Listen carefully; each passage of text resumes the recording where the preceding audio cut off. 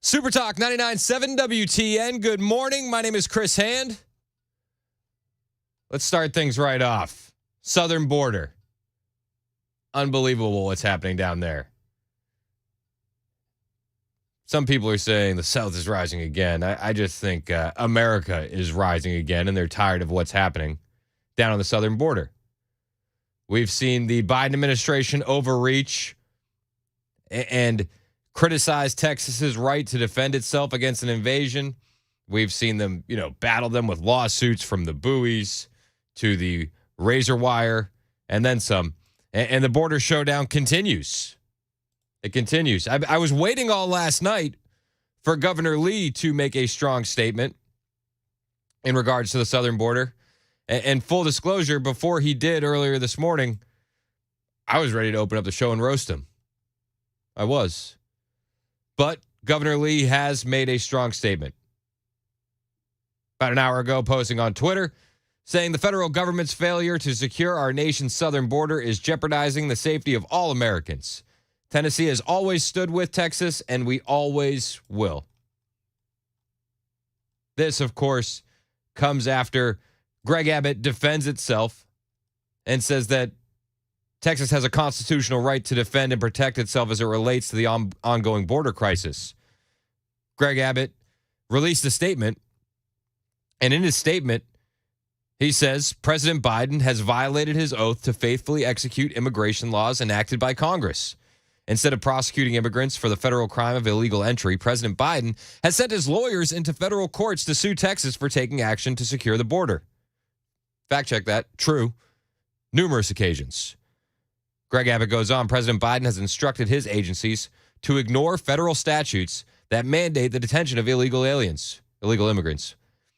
The effect is to illegally allow their en masse parole into the United States.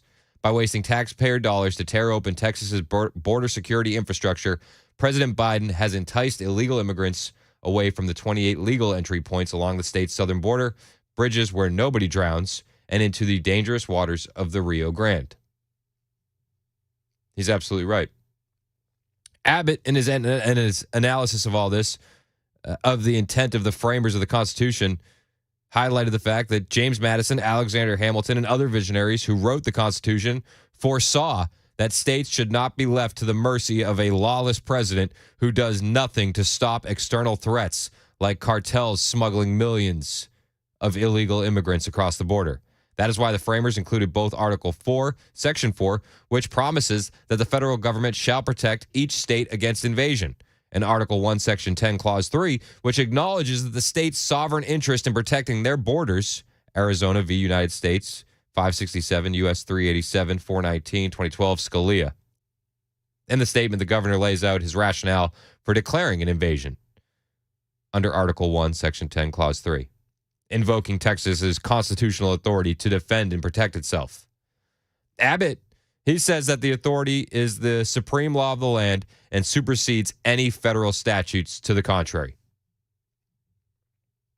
To that I say good. And Texas is stepping up. They're actually installing more razor wire. They're not giving in to the second demand notice that was sent to Texas by the federal government, demanding that they relinquish access to the seized park. And Texans, to their credit, Texans are holding the line. We do want to talk about the Supreme Court decision that came down just a few days ago, giving legal authority to Border Patrol to cut the wire here in Shelby Park. As of right now, no wire has been cut. That's because the Texas National Guard still has control of Shelby Park, and Border Patrol is not allowed into the park to cut that wire. Now, I did talk to officials how the Supreme Court ruling will actually affect how Texas is defending the border. Take a listen.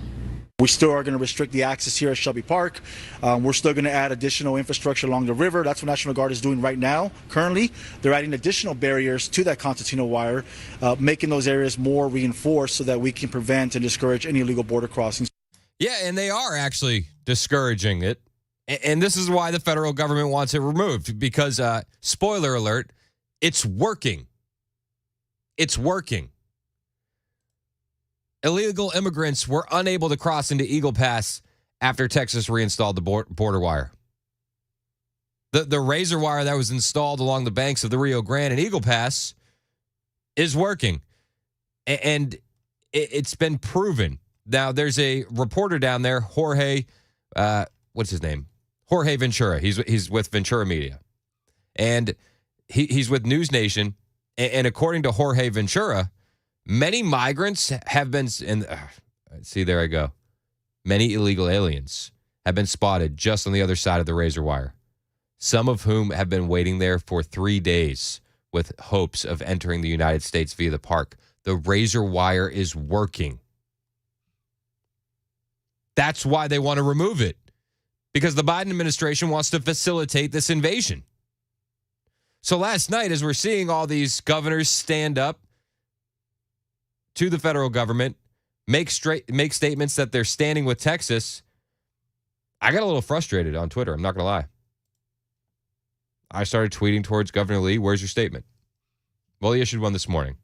So now Tennessee is standing with Texas alongside Virginia, whose Governor Glenn Youngkin made a statement, Oklahoma, Florida, South Dakota, Montana, Utah, Georgia, all making public statements in defiance of the federal government. Mike Johnson spoke up as well. Speaker Johnson said, I stand with Governor Abbott. The House will do everything in its power to back him up. The next step, holding Secretary Mayorkas accountable. It feels like the things are shifting, doesn't it? And again, I was getting frustrated last night waiting for Lee's statement. Full disclosure. And maybe personally, I'm still a little frustrated because it came, I feel like, too late. Like, where were you last night as this was going down? Personally, and I don't know how you feel, you tell me on the super text line and on the phone line, I want Tennessee to lead on these kind of issues, not just follow the crowd. When you're getting beat to statements by Brian Kemp in Georgia, not a good look. But I don't know. Maybe he was busy. I don't know what he has going on in his life. Maybe he wasn't on Twitter. But Lee made a statement. And some people on Twitter would tell me, well, Lee's already sent the National Guard. He's already done it. Okay. But I'm talking about right now. In defiance of the federal government trying to take back this park that has been seized by Texas. This is a new issue. And to be clear, I do know that Lee has sent the National Guard. But what did that look like when he sent the National Guard? So for full disclosure, so everybody knows, the Tennessee National Guard has been deployed to Texas twice within the past year. The first was in May of 2023. Okay? He sent 100 troops. I read the press release. Didn't say where they were going. Didn't say for how long. But it did say that their duties included patrolling and providing additional security presence along the border, assisting road and route clearance, barrier placement, and debris removal, and staffing outpost operations. Again, that May of 2023 deployment, there was no end date on the press release. I'm not sure how long they were deployed for. I'm not sure if they were still there. Also, there's no location. Was it Eagle Pass where the current issue with the Fed is? I don't know. The second deployment was October of 2023. This time, they wrote more than 125 troops. More than 125 on the press release. I don't know. Is that 126? Is that 130? More than 125. Now, on that press release, it said that they were going to be there for a year-long deployment. Duties to include assisting the U.S. Border Patrol with monitoring the border, supporting Border Patrol stations, and establishing observation posts to help detect illegal entry into the U.S. The location, though, where they were deployed, this more than 125, was McAllen, Texas. You do a quick Google search, that's a 4.5-hour drive away from where the current issue with the federal government is in Eagle Pass. So, just for the sake of the argument, let's say that the first 100 are still there, okay? And let's just go with 125 for now. So we have 225 Tennessee National Guardsmen in Texas. May or may not be in Eagle Pass. That's only 2.1% of the 10,700 Tennessee National Guardsmen that, again, may not even be in the area where Texas is having an issue with the feds. So this needs to change. I'm calling on Governor Lee to not only send more, but to send more specifically to Eagle Pass and to specifically assist in putting up more razor wire in defiance of the federal government. We need to make a statement on the border. The people of the country are fed up. I receive calls and messages from people daily who are speaking about things like taking it into their own hands because of the Biden administration's failure to secure this country. And I don't know about you, I've had enough. I don't want regular, everyday individuals to be baited into doing something on their own and then get effectively Jan 6th over it. We need the states to reclaim the power from the federal government. We need Bill Lee to say, fine, if you want help in Texas, how many can we send? But seriously, I know we have a ton of veterans that listen. We have 10,700 National Guardsmen. How many can we send?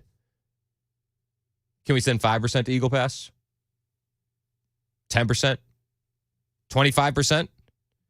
What's the minimum that we can skate by with in Tennessee? 615-737-9986. You know, Tucker Carlson tweeted this the other day, post the SCOTUS decision. He tweeted out, so it's unanimous.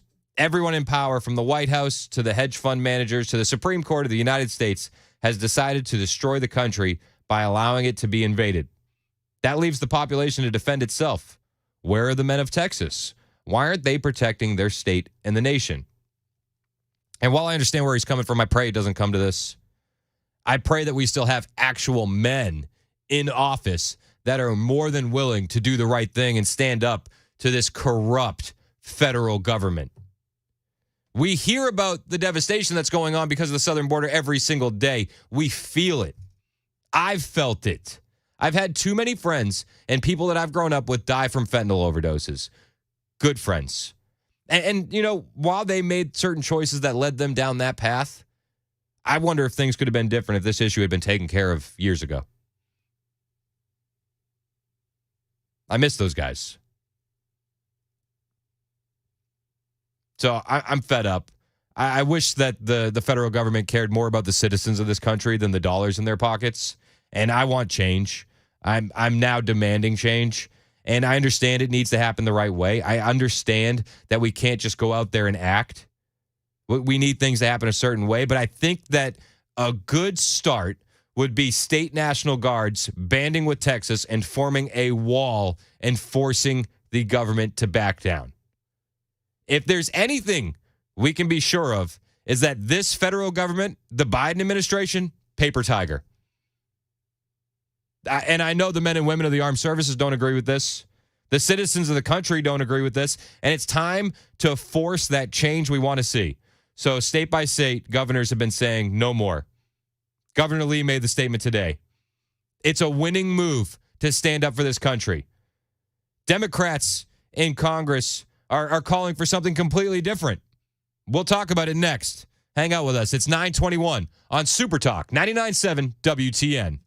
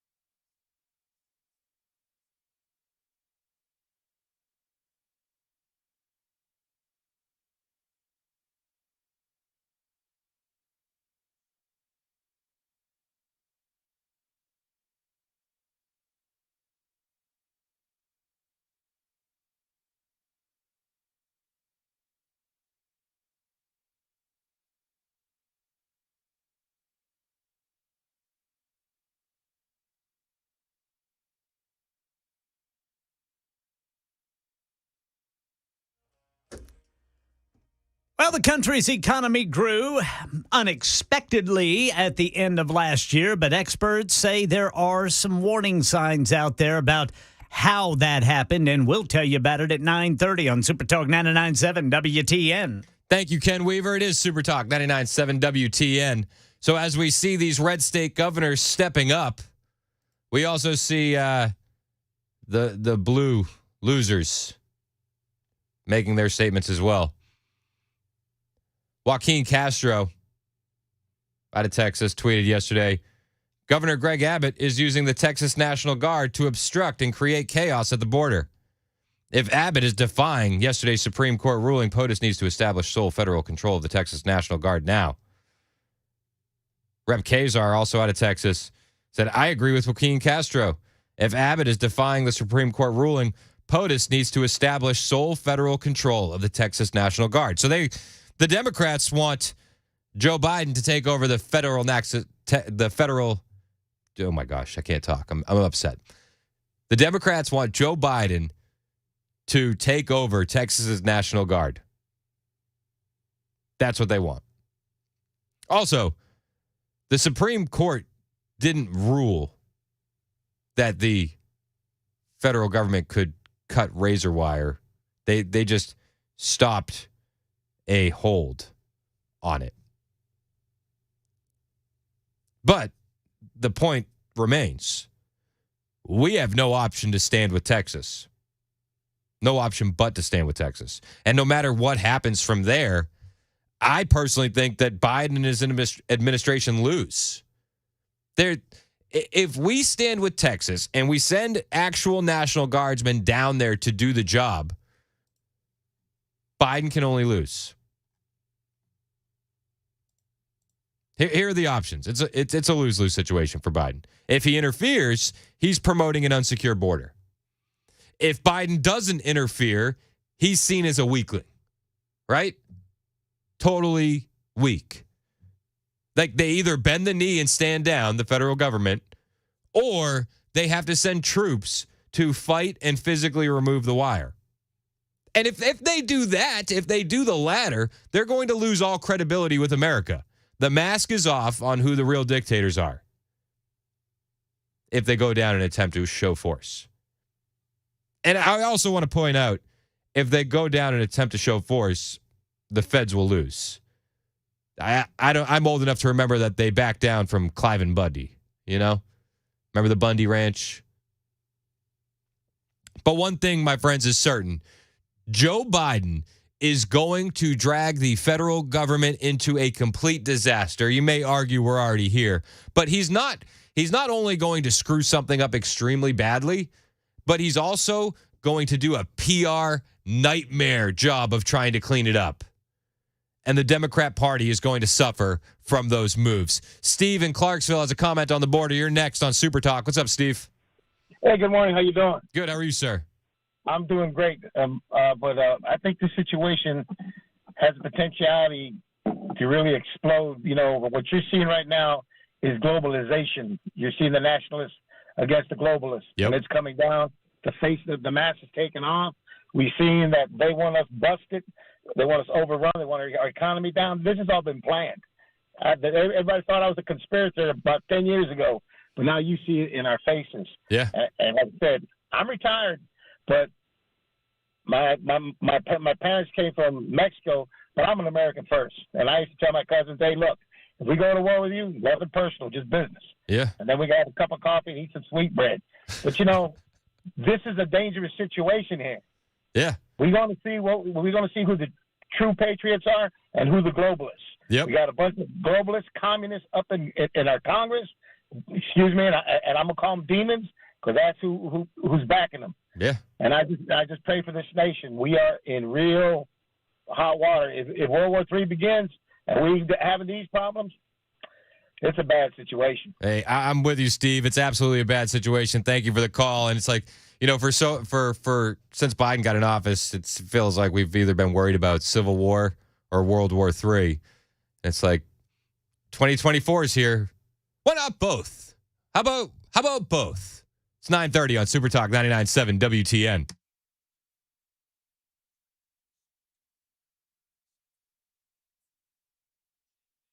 9:30 on the dot. I'm Ken Weaver with your top stories. Pothole repair underway in Robertson County again. So you have one lane each for 65 north and southbound for about a 5-mile stretch. That's between exit 112 and 117. Full forecast in 2 minutes. New data released this morning shows the country's economy grew at a shockingly strong pace last quarter, more than expected. While experts are hopeful it demonstrates continued economic resilience in the U.S., some financial concerns remain. That is the record-high credit card debt in the U.S., topping $1 trillion last year. Some Robitussin honey cough syrups sold nationwide being recalled because of microbial contamination. The consumer healthcare company Haleon is voluntarily recalling 8 lots of Robitussin Honey CF Max Day Adult and Robitussin Honey CF Max Nighttime Adult with expiration dates through 2025 and 2026. And add Tennessee to the list of states pledging support for Texas, which is blocking federal agents from taking down razor wire Texas put up to keep out illegal aliens. Governor Lee says in a statement this morning, the federal government's failure to secure our nation's southern border is jeopardizing the safety of all Americans. He says Tennessee has always stood with Texas, and we always will. That's the latest news. Weather is next. I'm Ken Weaver, WTN News.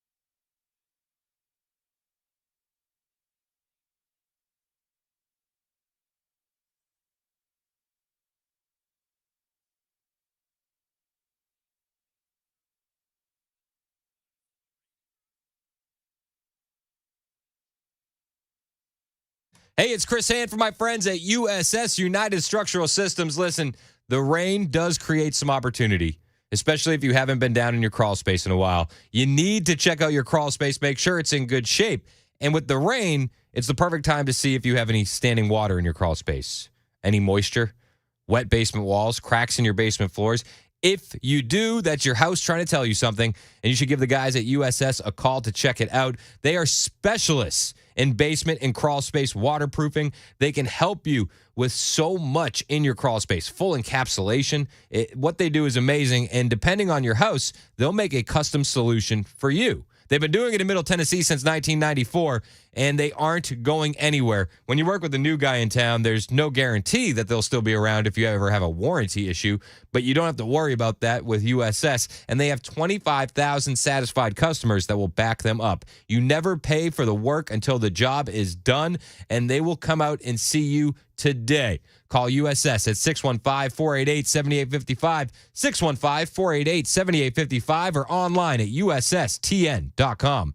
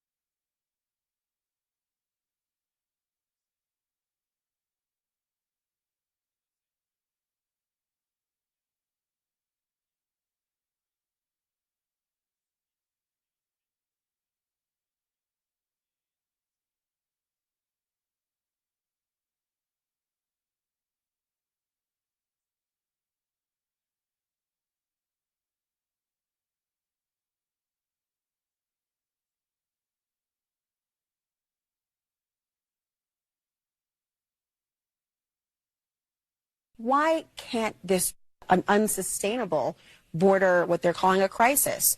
Why can't this be accomplished during this administration? Well, so there's no question that our immigration system is broken. And so much so that we, as the first bill that we offered after our inauguration, was to fix the immigration system, which included what we must do to create a pathway for citizenship and to put the resources that are needed into the border. It's always about a pathway to citizenship with their solutions. It's Super Talk 99.7 WTN. My name is Chris Hand. That was Kamala Harris on CNN talking about, we fixed the border with a pathway to citizenship. Oh, yeah, okay. But sadly, people on the other side of the aisle have been playing politics with this issue. The solutions are at hand.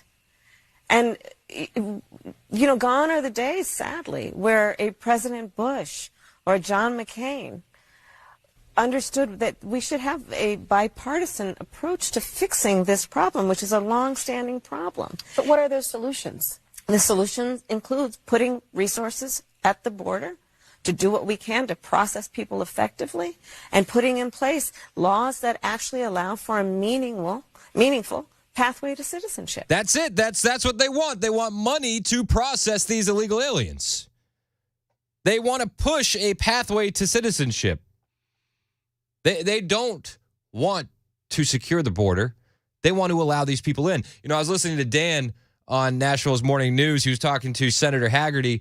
And Senator Haggerty, he brought this up, and he says, yeah, this is exactly what they're doing. They want these people to come in.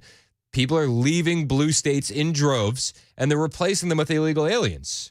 And they're doing it because on the census, there isn't a question of whether or not you're a U.S. citizen. Senator Haggerty brought up this Democrat congresswoman in New York, Congresswoman Clark, who was saying the quiet part out loud, that this is all about redistricting. She doesn't want to lose her district, so she needs more illegal aliens. I'm from Brooklyn, New York. We have a diaspora that can absorb a significant number of these migrants. And when I hear colleagues talk about, the doors of the inn being closed, no room in the inn, I'm saying, I need more people in my district, but just for redistricting purposes. And those members could clearly fit here.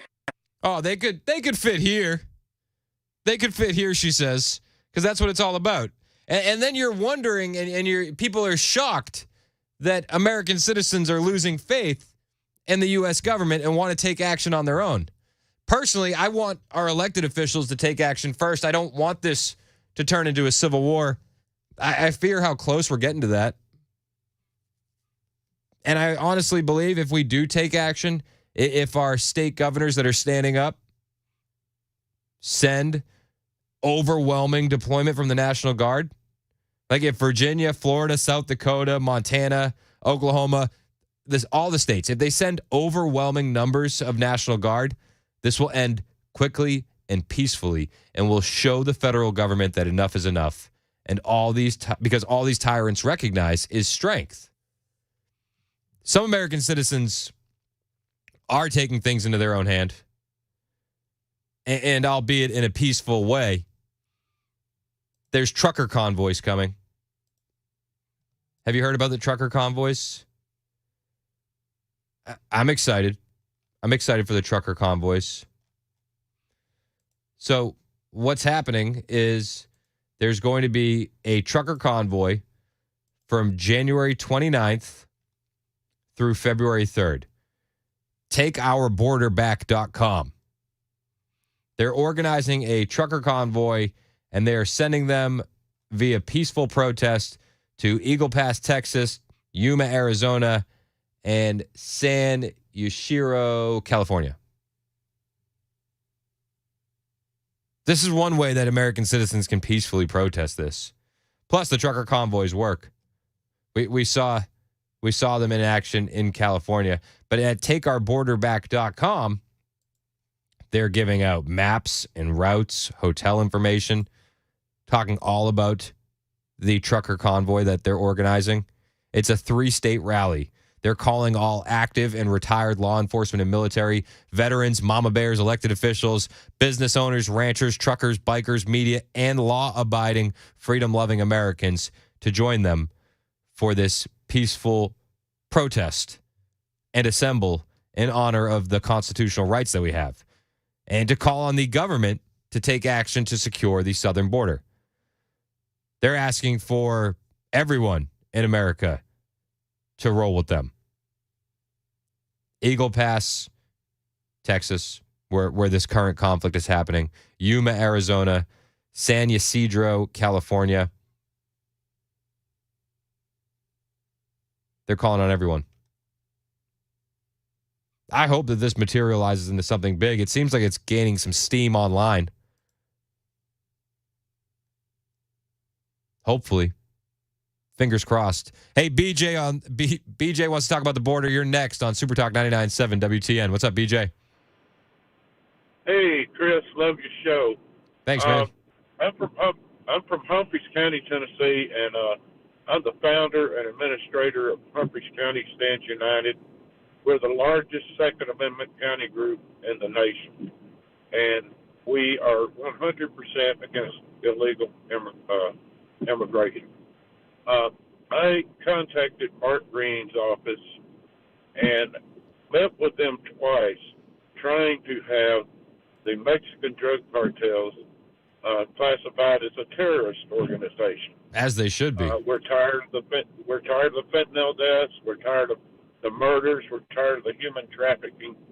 And I met with them twice, and now they will not even respond to me. I don't know why, because this is a big issue.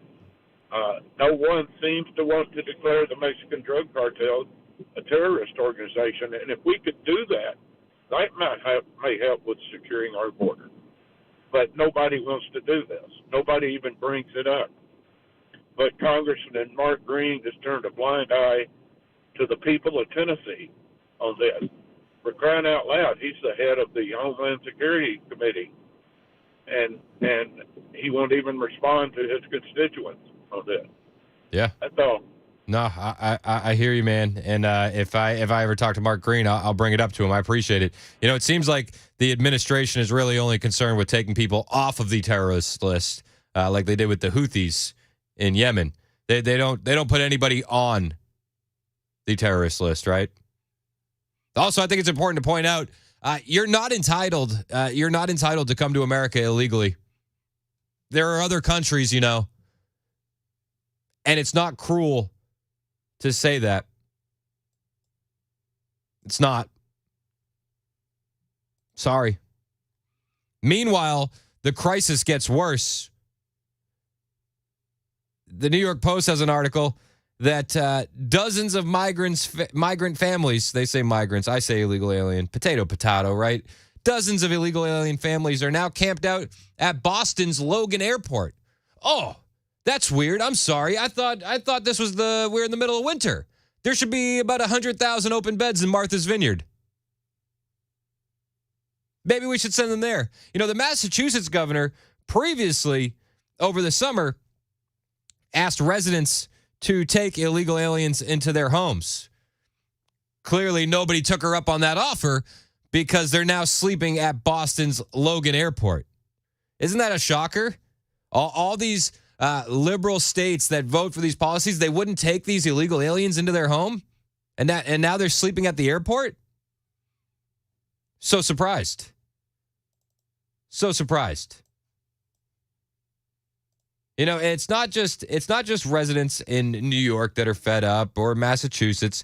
Chicago residents are fed up as well, too. They have had enough of what's going on at the border. I think I'm frustrated with all of it, all the way down from the president. I'll tell you why.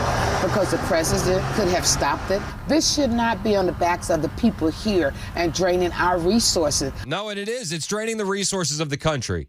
It's not just draining the resources of the African-American community in Chicago, like that one woman said. But, you know, the Chicago suburbs have a great plan, too. Much like the failed plan of the Massachusetts governor, they're now suggesting in a nice suburb of Chicago, Naperville, Councilman Josh McBroom wants migrants to be brought into residential homes with families. I do know that there's a lot of people that do care, and I think we live in a compassionate community. So, before we go down the road of, doing what, following suit on some of these other cities are taking action on, my idea would be let's find out. Let's find out who's willing to help. We do hear from constituents on both sides of this. What are we going to do to preemptively stop this? And then we hear from people that tell us we should do more. So, we do have a very affluent community, a lot of big homes. And what I'd like to do is direct staff to create a sign-up sheet. So, for individuals that would be willing to house migrant families. How much do you want to bet that sign-up sheet stays empty? I don't think anybody's signing up for this. I don't. Meanwhile, in D.C., you hear Mitch McConnell talking about, the border stuff isn't going to happen. McConnell allegedly told a closed meeting of Senate Republicans Wednesday afternoon that the politics of the border has flipped. The politics has flipped. And he cast doubt on linking Ukraine and the border. The politics, what a strange thing. They flipped. He actually said that they're in a quandary. A quandary. That's what he said. Quandary. I don't think it's a quandary. I think it's time to act. And not on Ukraine, mind you. It's 9:51 on Super Talk 99.7 WTN. After 10 o'clock, Chris Spencer is going to be joining us in studio to talk about what's happening locally in Tennessee in the state legislature. Hang out with us. We're going to have a good conversation. It's Super Talk 99.7 WTN.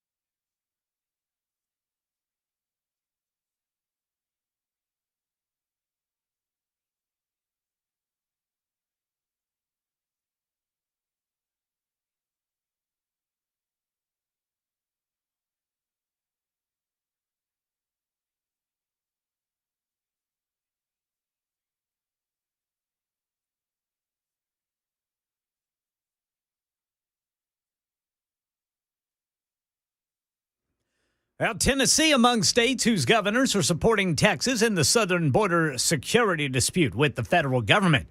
Got concerns about credit cards and cough syrup being recalled. These stories and more at 10 on Super Talk 99.7 WTN. Thank you, Ken Weaver. It is Super Talk 99.7 WTN. Martha McCallum was roasting John Kirby on the border. I was really actually impressed with her. This is what they were saying yesterday. The top issue is the border. And that President Biden, since the beginning, since day one, he's been concerned about it. The voters that you see voicing this as their top issue by more than 10 points, John, it is in first place. Do you think that these voters want to see more money go to processing people to get into this country? Or do you think they want to see the money go to turn people away and to stop the influx? Oh, my goodness. I don't think I'm qualified. I'll stop it right there. He says, oh, my goodness, I don't think I'm qualified. I think that's the best clip. Oh, my goodness, I don't think I'm qualified. Well, then what are you doing there, dude? Yeah. Oh, my goodness. I don't think I'm qualified to speak for the American people and what they specifically want to see about immigration changes. What I would like to tell them is that President Biden has, since the very beginning, since day one, been concerned about our immigration policy and calling for reform. But his reform is amnesty. His reform is money for processing. And letting them in and trying to figure out where they are later. Amen. You know, there's so many missing, too. That you can't ask him about that. But she also asked him about the border deal that is falling apart as we speak with Mitch McConnell. They're moving along well, and we're negotiating No, they're not. in good faith. They're not. I mean, they're not, is what we're hearing, that they're not really moving along well. And, you know, you say that he's been concerned about it for 3 years, but that's failing, obviously.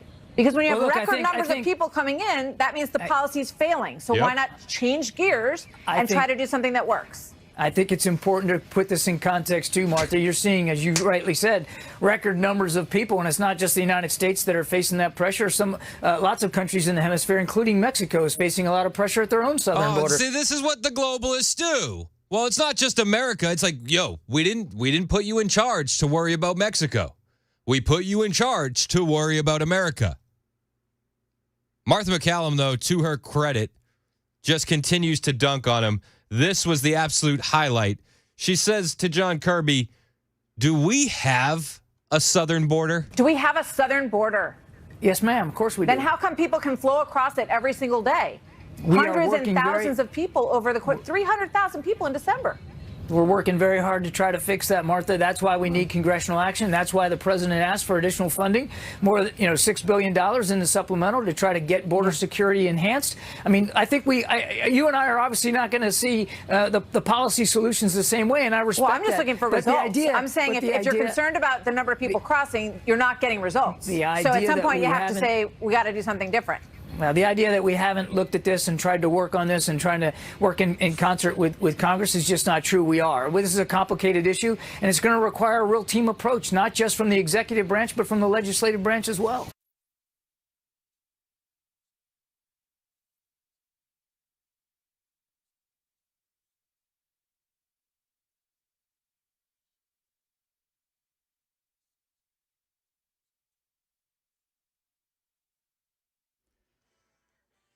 Ten o'clock on the dot. I'm Ken Weaver with your top stories. Got that pothole repair going on, slowing things down, especially on 65 north and southbound through Robertson County. About a 5-mile stretch there, mile marker 112 through 117.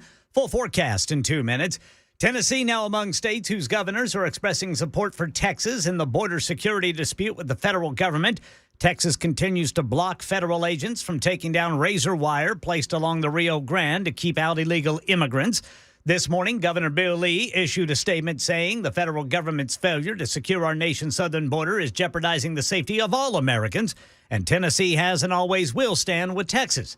And Tennessee U.S. Senator Bill Hagerty telling WTN's Nashville's Morning News he is fully behind Texas Governor Greg Abbott's initiative. We should be supporting him in every way we can. Very smart guy, very deliberate in his actions.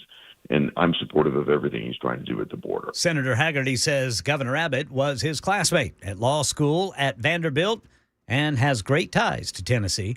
New data released this morning showing the country's GDP grew at a shockingly strong pace last quarter. And while experts are hopeful it demonstrates continued economic resilience in the U.S., some financial concerns remain, says Whit Johnson. According to the Commerce Department, the U.S. economy grew at an annualized rate of 3.3% in the fourth quarter, much higher than the expected increase of 2%. But this all leads to another concern. The record high credit card debt in the U.S. is topping $1 trillion last year. Trouble with the go-to during cold and flu season. There's a nationwide recall of the popular cough syrup Robitussin. Here's Ariel Reshef. The maker of the drug saying it's voluntarily recalling 8 lots of the cough syrup, including Robitussin Honey Adult for daytime and for nighttime. Experts say ingesting the contaminated medication could lead to deadly infections for at-risk people. And for those who are not immunocompromised, life-threatening infections are not likely to occur. But experts say serious symptoms that could necessitate medical intervention cannot be completely ruled out. That's the latest news. Weather is next. I'm Ken Weaver, WTN News.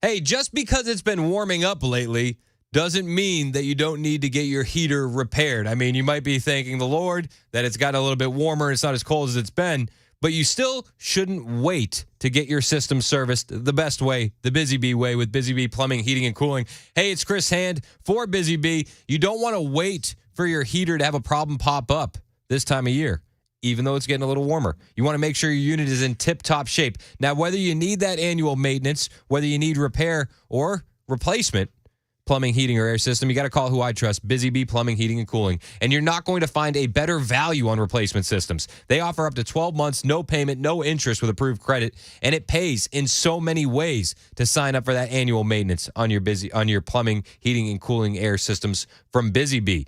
For added rewards and savings, you can sign up to be a Beehive member. You'll get that front-of-the-line service, thorough annual maintenance on your plumbing, heating, and air systems, and no overtime charges 24/7, plus 10% off all repairs. It will pay for itself. Remember, they give you convenient Saturday availability for those maintenance calls because they know you're a conservative and you're working during the week. Shocker, I know. But you'll never be left out in the cold with Busy Bee, your Rude Pro partner. For satisfaction guaranteed, call Busy Bee Plumbing, Heating, and Cooling, 615-775-7833. That's 615-775-7833 or online, busybeehvac.com.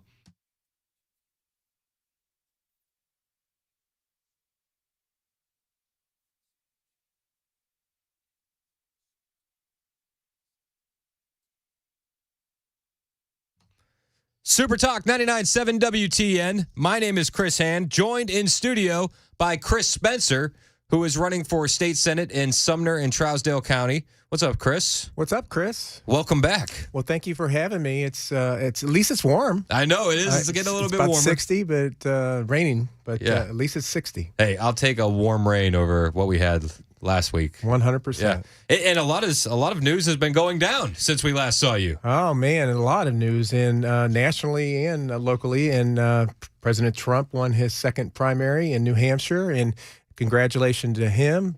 He won with a wide margin, but the scary thing is that he really, really won by a wide margin, because 50% of those votes, at least according to some of the national media, 50% of those votes were Democrat voters that voted in the Republican primary. And that should send chills down everybody's spine. It does. I was talking about this yesterday. It was shocking because CNN will say, "Oh, Democrats, Trump is saying these conspiracy theories that Democrats are voting in these primaries," and then they air interviews on CNN like this. And why did you vote for Nikki Haley? It's a vote against Trump. I think it would be better to have her against Biden in the elections than it would be Trump and her. Do you consider yourself generally independent, Republican, or Democrat? Democrat. So when you undeclared, you voted for Nikki Haley. If it was Nikki Haley against Joe Biden in a general election, who are you voting for? Joe Biden. So you have voters out there admitting that they undeclared to vote for Nikki Haley to then go and vote for Joe Biden. And we kind of have a similar primary process in Tennessee. We do. We have an open primary process here in Tennessee that really, really needs to be fixed. And I hope that some of our Republicans, or even Democrats, if they will, would maybe during this session file a bill to close our primaries. Because if I was a Democrat, I wouldn't want Republicans voting. No, I don't think we would do that. However, I definitely don't want Democrats voting in our primaries. They should not have any involvement with how we select the people that we want to represent us. Yeah. I mean, it is really common sense, and I'm not so sure why we have not done that yet in Tennessee. And so I'm urging somebody in our Republican, representatives to file a bill. Yeah. Let's get it done now. Well, while we have the majority, right? A super majority. Yeah. Let's do it. I agree. I 100% support that. Yeah. Okay. What else is going on right now in the legislative session that you're keeping an eye on, Chris? Well, there are some new gun bills that came in last night, and I know Jody Barrett actually put it out a bill. It's House Bill 2032, and it's actually to allow people to have enhanced handgun carry permits. And I think this is actually a good idea. I mean, the best idea would be to have a constitutional carry, but this actually helps the people that care. Like, for instance, we know that nationally that 1.5 to 3 million people in this country have encounters where they've used their Second Amendment rights. Think about that. I mean, so really the Second Amendment really is a pro-life issue. It is for me. That's the way I look at it. It's to defend, if necessary, our life or our family's life. And so I have a carry permit currently.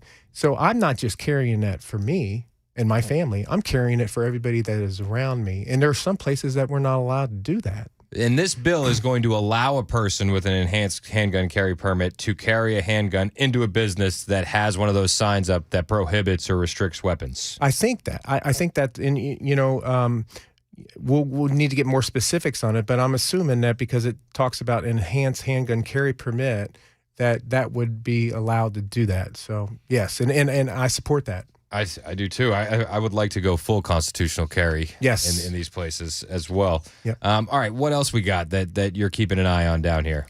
Well, we also have there's another bill that was by what is his name? I'm sorry, Gino Balso, that the House Bill 1631.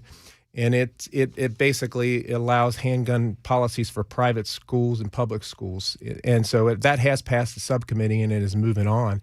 And, of course, look, I mean, I want our schools secure, and I want people that are trained to be able to secure our kids so we don't have another incident that we had. So this bill would authorize a private school to adopt their own handgun carry policy?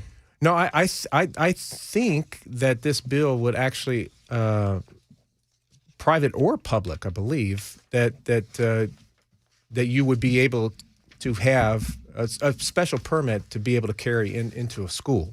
So I'm looking at it now, and well, this is private school. Yeah. This would be private so it would school. authorize a private school to adopt their own handgun carry policy. Yes. Which is, I think, is great. I mean, me and my wife cut corners to send our kids to a private school because I don't know how you feel. Sometimes I feel like these public schools are more government indoctrination centers than they are schools. 100%. So we cut corners to try to make the private school thing happen. And when you have a gun-free zone, that's just saying easy targets. Well, and we know, and I hate to bring up the situation that happened here in Nashville last year, but we know from what has been released that this perpetrator that did this awful act here in Nashville changed her plans, and because that she knew that this school wasn't very secure, and so I think that that's one of the reasons why I think that we probably should see all the details of that. And I'm in full support if my kids' teachers want to carry, like, please. Yeah. As a parent, I feel safer knowing that they're there in between a threat. And as you said, there's another bill now about the manifesto. Yes. HB 1653. Yes, also by Mr. Gino Balso and Jody Barrett and a few others have also come out to co-sponsor that.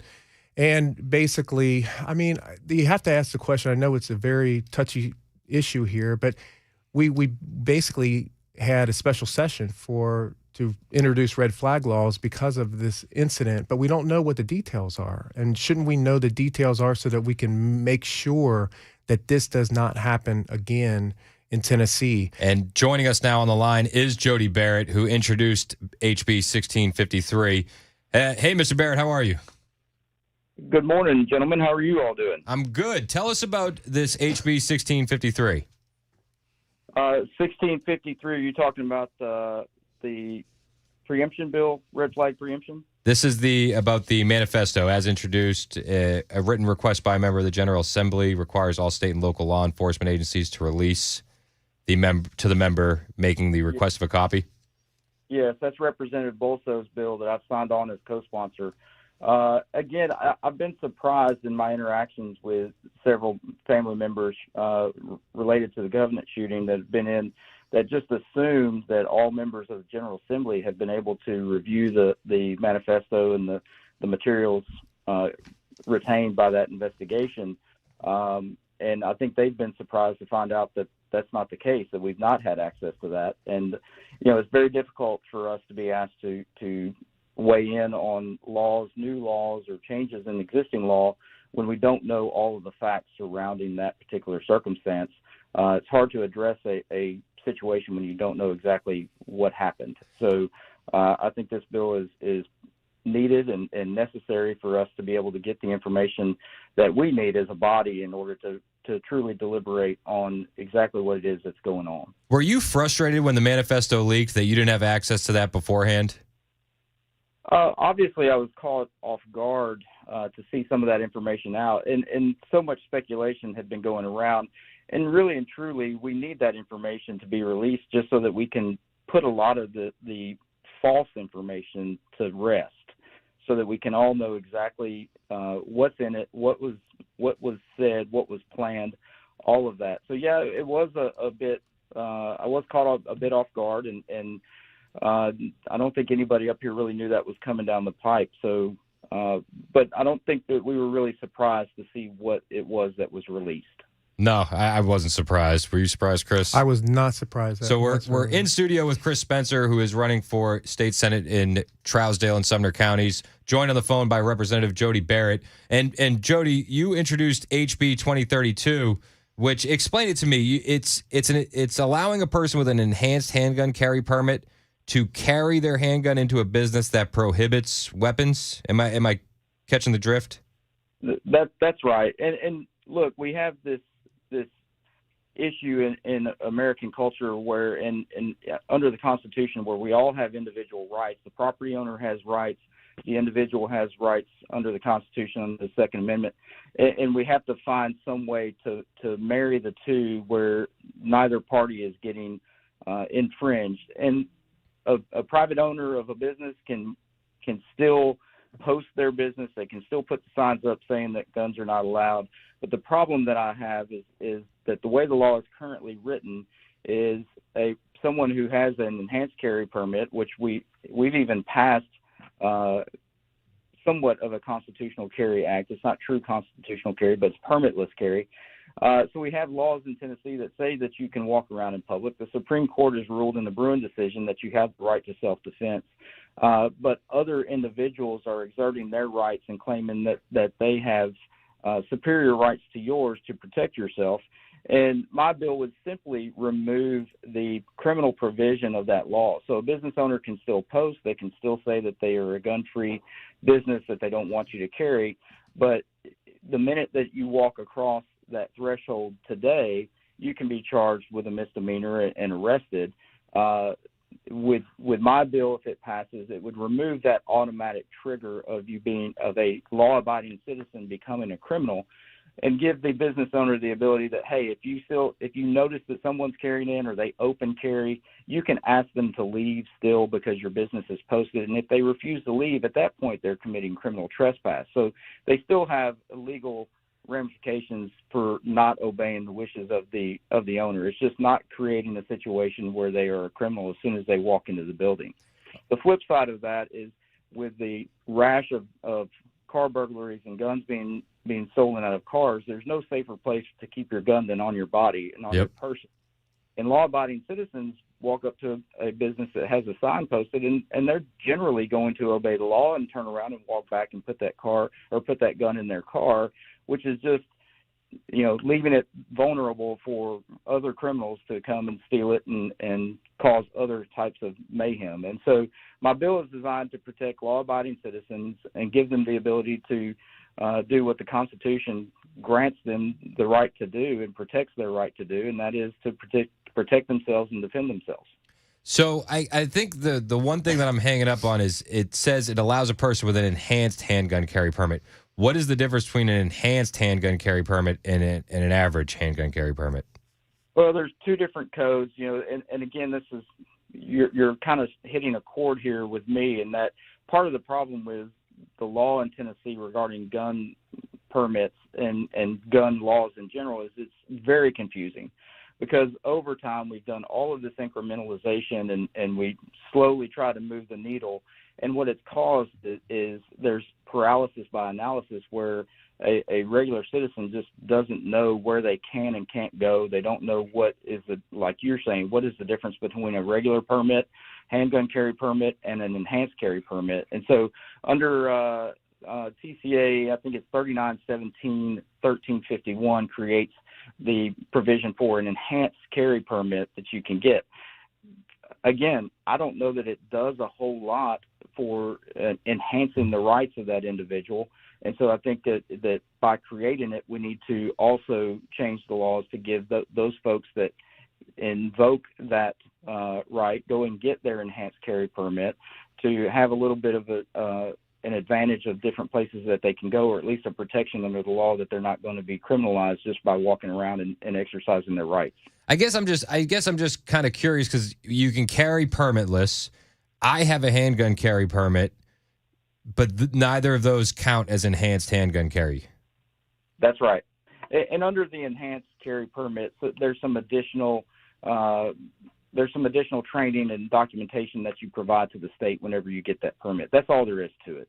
Okay, so just like an extra fee, some extra training. That's right. Okay, cool. Well, Jody, thanks so much for calling in. We really appreciate you explaining those two bills, man. Good luck with them. Thanks a lot, sir. Y'all have a great day. Thanks, Jody. Thanks, Jody. That was Jody Barrett, state rep. We're spending a little time with Chris Spencer. We got a couple more minutes with him. Hang out with us. It's 10:21 on Super Talk 99.7 WTN.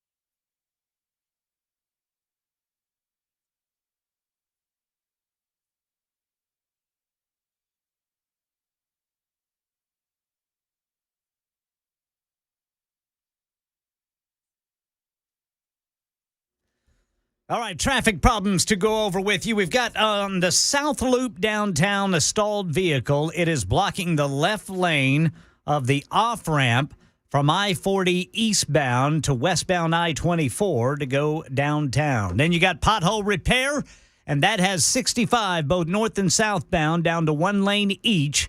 That is in Robertson County for about a 5-mile stretch, exit 112 and 117.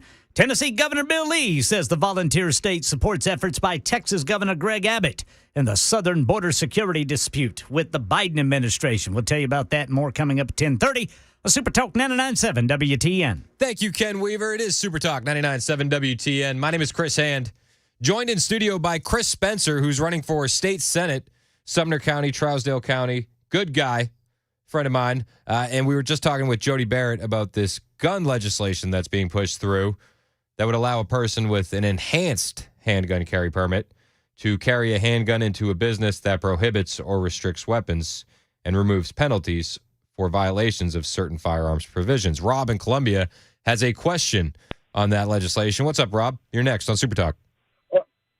Hey, Chris, not so much a question as a statement from what I understand. I have mine enhanced as well as my wife. And the reason we got it is, Tennessee is an open carry state.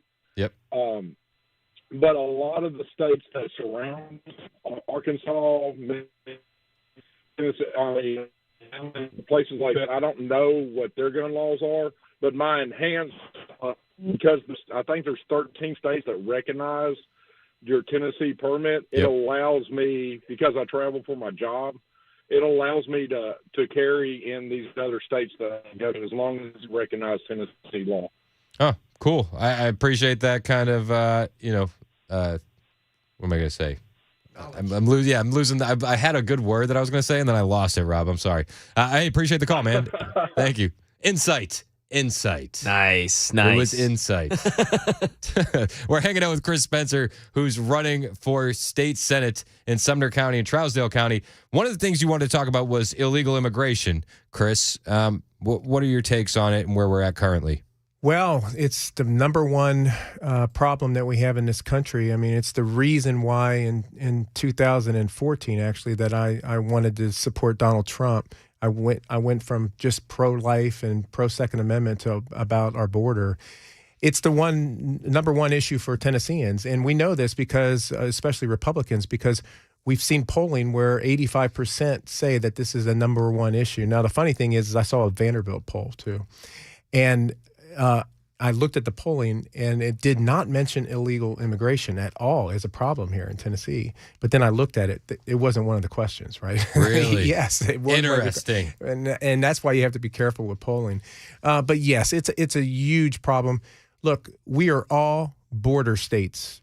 That's what we are now. Yep. Because of the infiltration, this invasion, if you will, we are all border states anymore, and we should be able to do. Look, I heard Representative Lamberth on Matt Murphy's show yesterday, and he wants to take his bill, pass it, and challenge the Supreme Court or a federal ruling from 2008.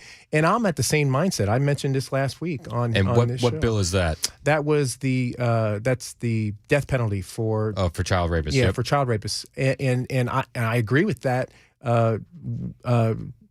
What William Lambert was says is, look, let's pass a law and then we can send it to the Supreme Court and let them rule on it again. But I want that for illegal immigration, right? I want laws to be passed here, whether it's to get rid of the Plyer v. Doe from 1982. Think about that. We are under a ruling from 1982 when we did not have issues with illegal immigration.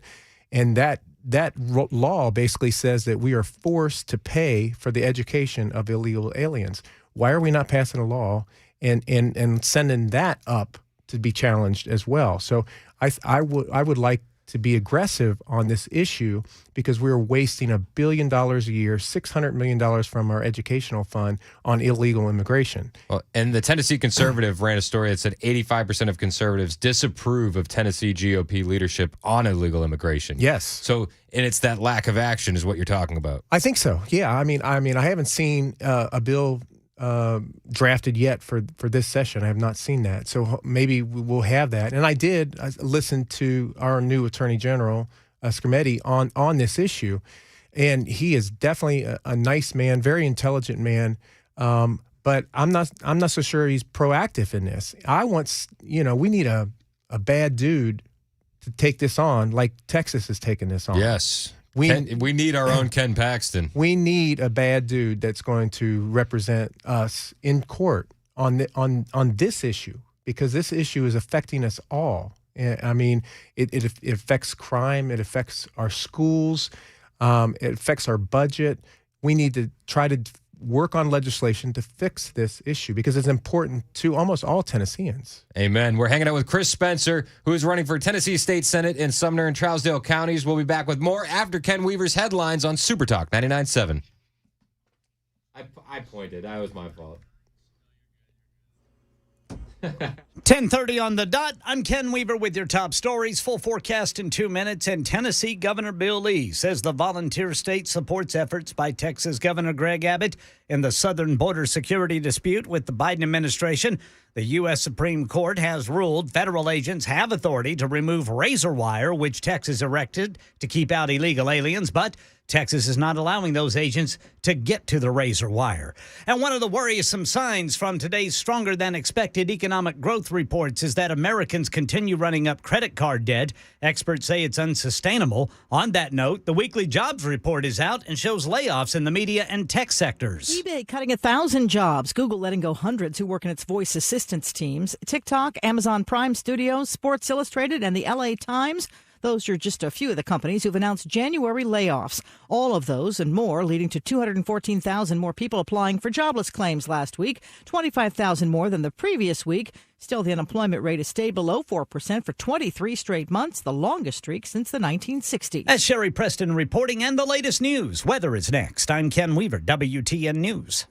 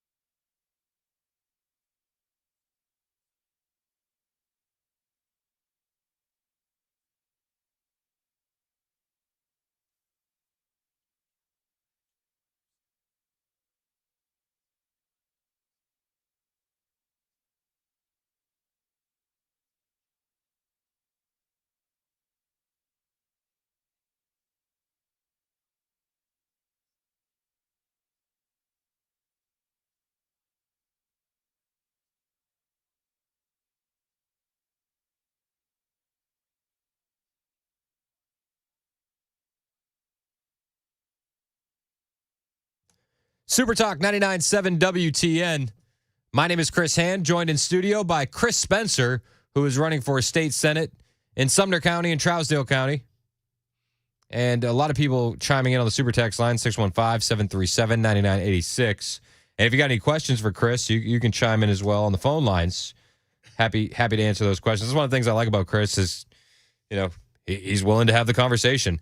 So Sean texted in, and I wanted to get your thoughts on this. Sean at 3252 texted, so what is our state government doing about all the illegals here in Tennessee? Government seems to think this is a recent problem, and it isn't. Our government has done nothing because Republicans want the cheap labor and Democrats want the votes. The citizens are getting louder, which is why we're hearing more lip service given the issue. Your response, Chris. Well, he brings up a good point. He brings up a good point, and I happen to agree with him. I mean, that's one of the reasons why I'm running, because the people understand that this is a real problem now. And again, the problem that we have is we're not passing some legislation. And I hear some of the representatives, they don't believe that they can pass legislation because of the federal laws that we have on the books. Well, all I have to say is in New York passed a law 110 years ago, and that was about a carry. You need an excuse, a reason to carry a gun, and that law was unconstitutional and stayed in place for 110 years until 2 years ago in the Bruin decision when SCOTUS said, no, that's not right.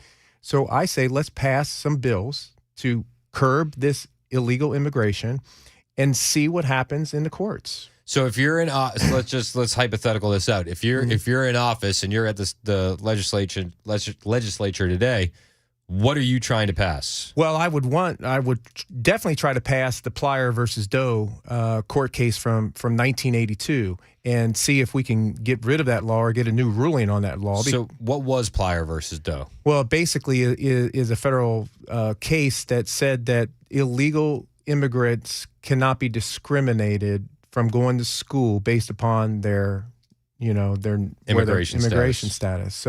So we're forced to take in them. And by the way, we'll be forced to paying for them in private school too under the voucher system. So that probably needs to be fixed regardless. But I think that needs to be challenged. That law should be challenged. We are not living in 1982. No, we're living in 1984. It feels like. Well, but that law is one thing that I think should be challenged. We have E-Verified now. I think it's for 35 and under. They moved it down from 50 to 35. Maybe that needs to be lowered or zero. Yeah. That we need to make sure that look. I'm for legal immigration. Let's have a process that if companies need, like it's supposed to be, they need labor. Let's work on a plan to make sure that they're verified so that they're paying into the system. Right? Well, and they neglect the fact that back in the day, Ellis Island, New York, people coming over, you had to have a sponsor. Yes. I think it's kind of supposed to be that way right now. But I mean, here's the other thing. We need to prepare for a Trump administration, a second Trump administration. And this is his number one priority. That's what he has said as president. He's going to do this and drill, baby, drill. But we need to prepare here in Tennessee because my understanding is he wants to have a mass exodus going south instead of this mass exodus going north. So let's work on some issues that we can be successful quickly on a Trump administration here. I got a text on the super text line from 4931. Do you support Greg Abbott's declaration or invasion declaration? Oh, 100%. And would you support Tennessee supporting Texas against the Biden administration protecting our sovereign border? 100%. Yeah, it's common sense. I know it was a layup question, but I felt like why are they sending this in? Yesterday, who was it? It was on your show. Trump.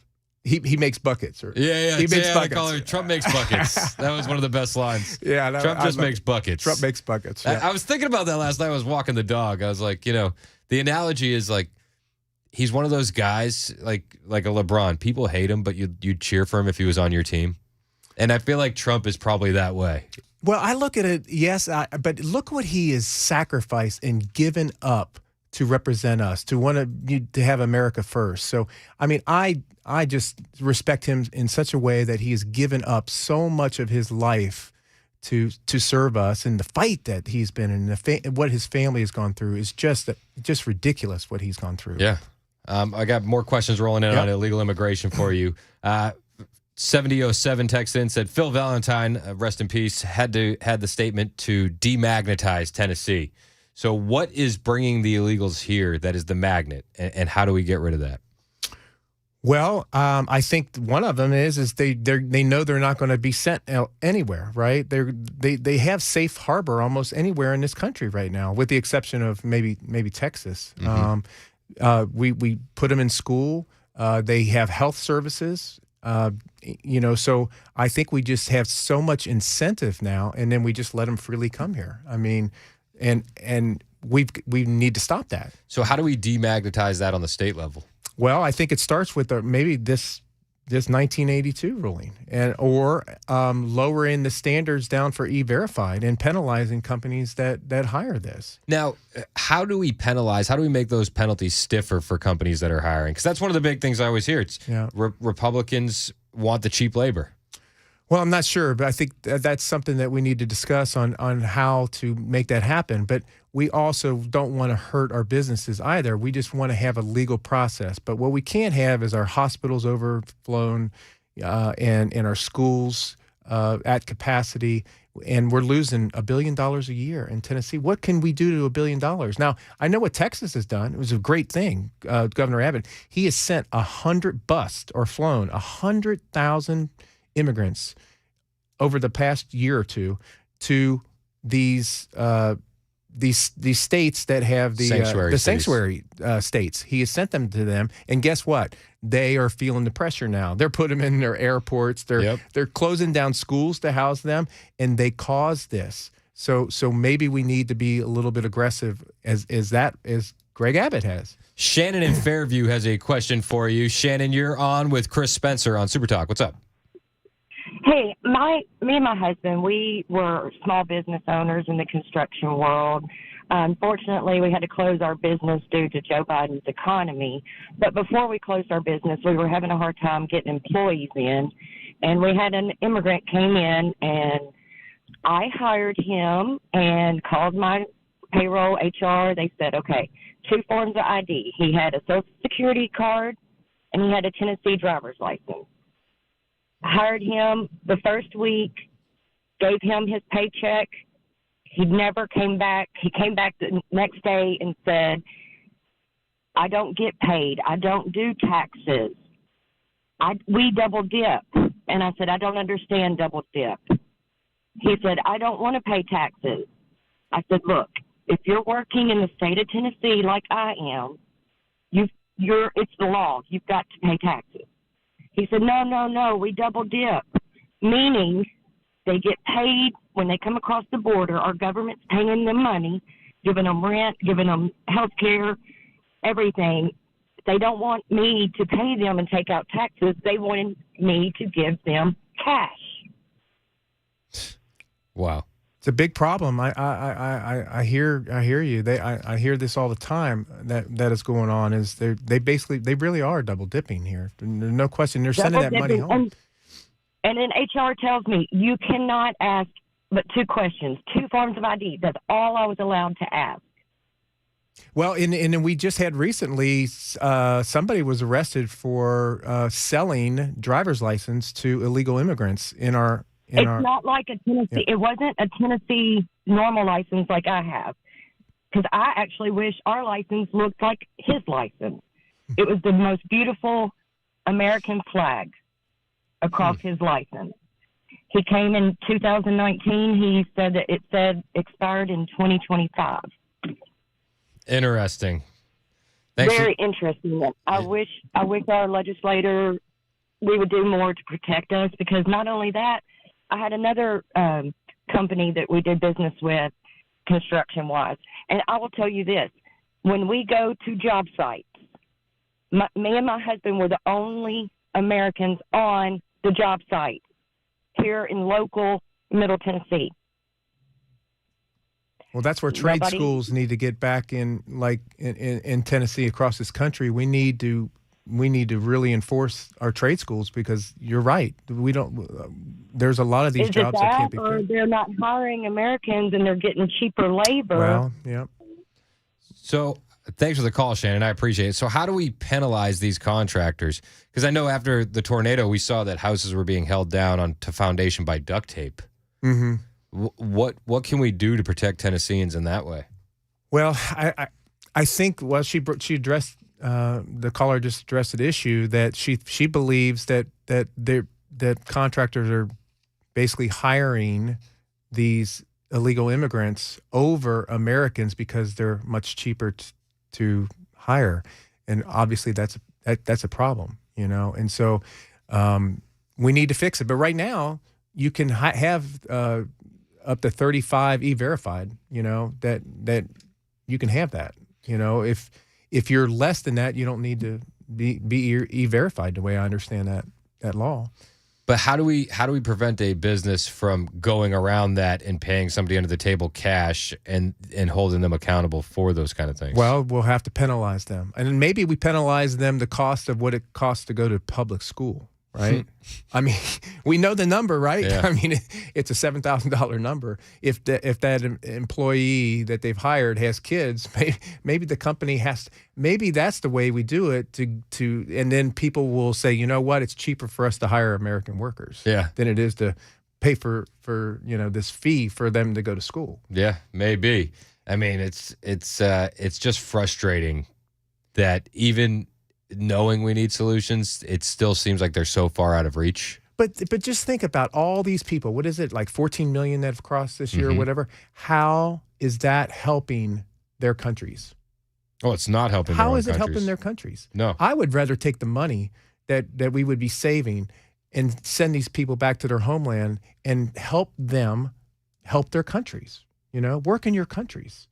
I mean, it's bad for us. It's bad for their countries as well. Well, and nobody really ever acknowledges the brain drain that happens in those countries. Because anybody that's smart enough finds a way to get out, and then they don't have anybody there to help them. Well, we didn't have this problem under Trump, really, because we didn't let them in. No, right? it was less of a problem. Yeah. It was getting better. Yes. It was getting better, and then Biden signed up, and he was, day one. Yeah, the stay in Mexico policy was working, and building the wall would end up working as well. But. And I got a couple of texters talking about the double dipper comment from the last the last caller. Mm-hmm. Double dipper is you work under the table, you get paid cash, and you're also collecting EBT welfare. You're double dipping, not paying taxes, getting paid in cash, and getting state benefits. And we're all paying for that. Yeah, unreal. So how do we fix this? We want to be able to catch the businesses that are hiring illegals. We want to fine them. I think $7,000 is too light of a fine. Okay. I would go like $50K per hire. Well, maybe you get to that point if they are a repeat violator, maybe, or something. I think it has to be like painful. Okay. Well, I think you gotta pass the law first of all. Well, that's what we need you for, Chris. Well, I know, but I'm saying. I'm just one person.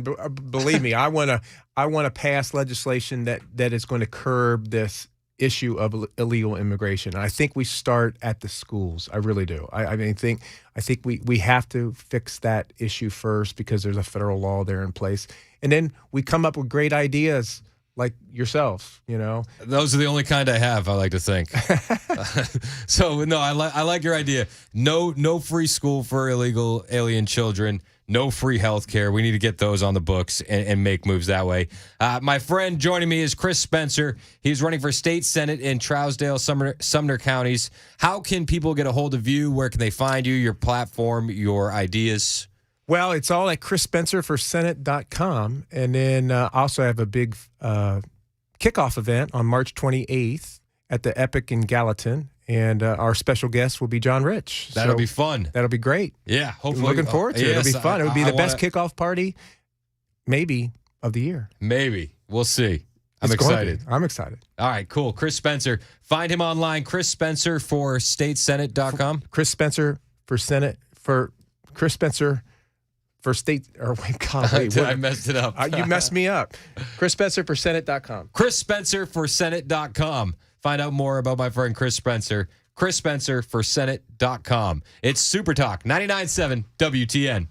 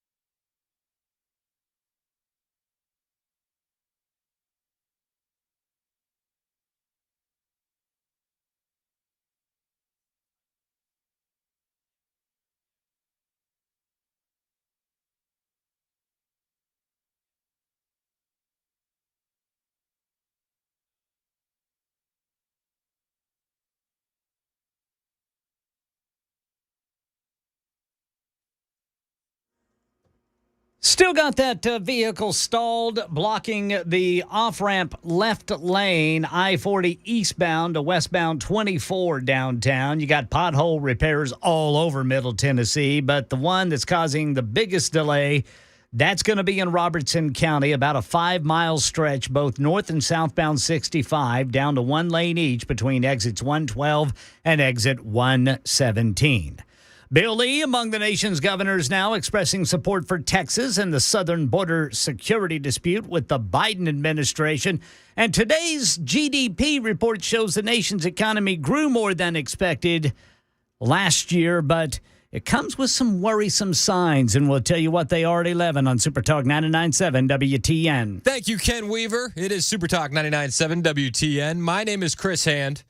Thank you to Chris Spencer, who's running for state senate in Sumner, Trousdale County. Good guy. I suggest you look into him.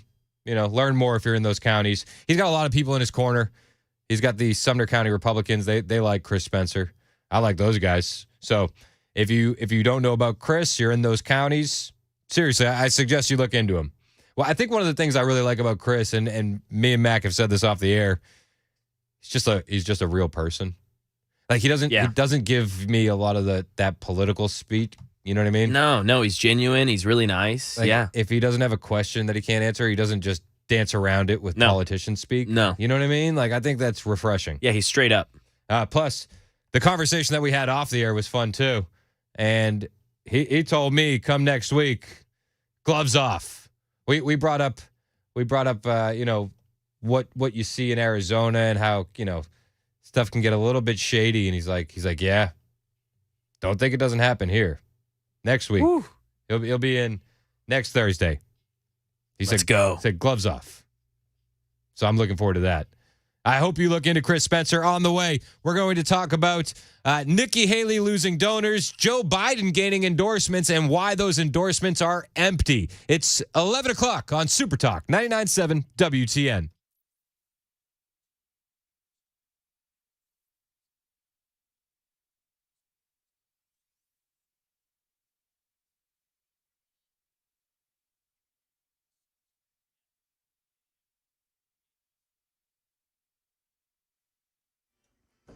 Eleven o'clock on the dot this Thursday morning. I'm Ken Weaver with your top stories. We'll tell you how much more rain we're expecting to get during the full forecast in 2 minutes. Bill Lee is among the nation's governors expressing support for Texas and the southern border security dispute with the Biden administration. Texas Governor Greg Abbott isn't allowing federal agents to areas where the Supreme Court says federal agents have authority to remove razor wire Texas put up to keep out illegal aliens. Governor Lee issued a statement this morning saying the federal government's failure to secure the southern border is jeopardizing the safety of all Americans, and Tennessee has always stood with Texas, and we always will.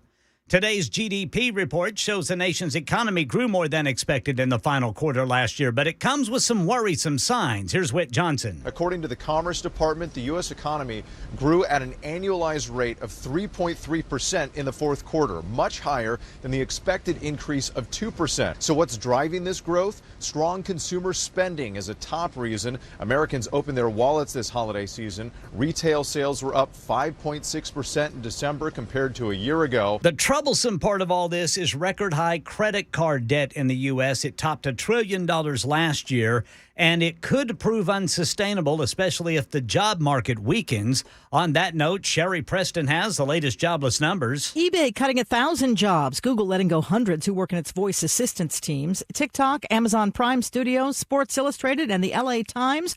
Those are just a few of the companies who've announced January layoffs. All of those and more leading to 214,000 more people applying for jobless claims last week, 25,000 more than the previous week. Still, the unemployment rate has stayed below 4% for 23 straight months, the longest streak since the 1960s. Continuing claims went up by 27,000 to 1.83 million in the week ending January 13th, and that's the latest news. Weather is next. I'm Ken Weaver, WTN News.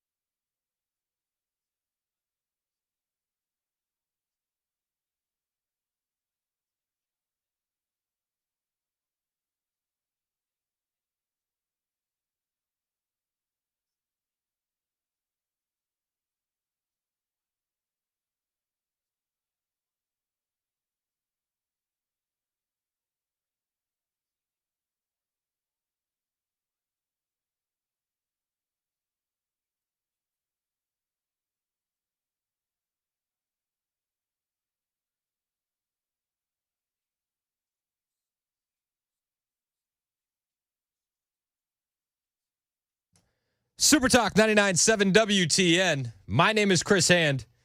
Thanks again to Chris Spencer for coming through. Thank you to everybody calling in. Sorry we couldn't get to all of the calls, but I appreciate you guys reaching out. So I do want to talk about 2024. It's going to be a fun year. Are you guys excited about 2024? I'm excited. Now, the Biden economy, they say it's doing well. You've heard it in Ken Weaver's newscast. The U.S. economy grew at 3.3% in the latest quarter.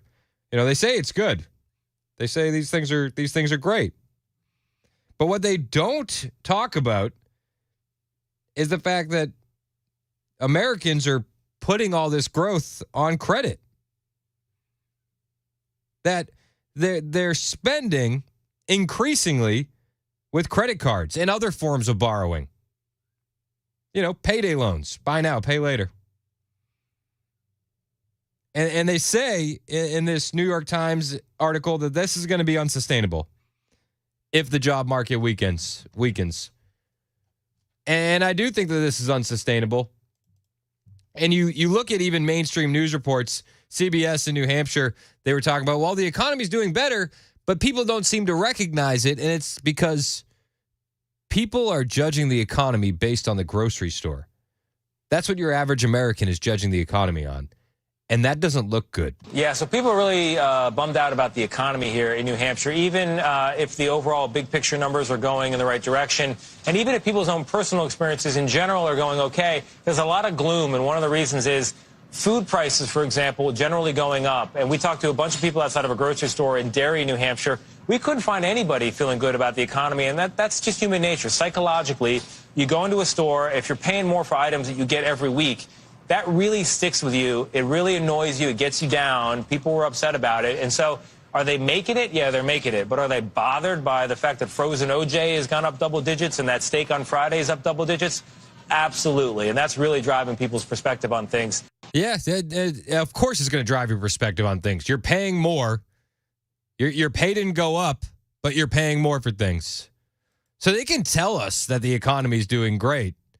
But I don't think your average American is going to believe him. I actually think this is going to hurt the Biden administration, saying the economy's great, the economy's great. Because the average American is going to look at you and go, you're lying again, you're lying again. My grocery bill is still ridiculous. I have kids to feed. So that's what they're going to lean on. They're going to lean on that. They're going to lean on abortion. Because they definitely can't claim success at the border. We know that. But Biden is picking up endorsements. He actually got an endorsement from UAW President Shawn Fain yesterday. I thought this was interesting. The UAW president endorsing Joe Biden. This is the UAW president. His name is Shawn Fain, and he was on one yesterday endorsing Joe Biden. Donald Trump is a scab. That's how things started out. Donald Trump is a scab. If you're unfamiliar with the term, it's for somebody that crosses a picket line to work while others are on strike, which they say undermines the leverage that the striking workers have, right? It's a betrayal to their cause. So to open up with Donald Trump is a scab. I thought that was kind of weird because I'm old enough to remember that at the end of last year, it was Joe Biden that joined striking UAW workers on the picket line. Donald Trump is a scab. That's how you open up your endorsement for Joe Biden, but Biden's the one that was with the UAW workers on the picket line in the Detroit area in September of 2023. That's who you're endorsing. Now, the crowd cheers, and it's funny, each statement that the UAW president makes, there's less and less cheers for what he's saying. Donald Trump is a scab.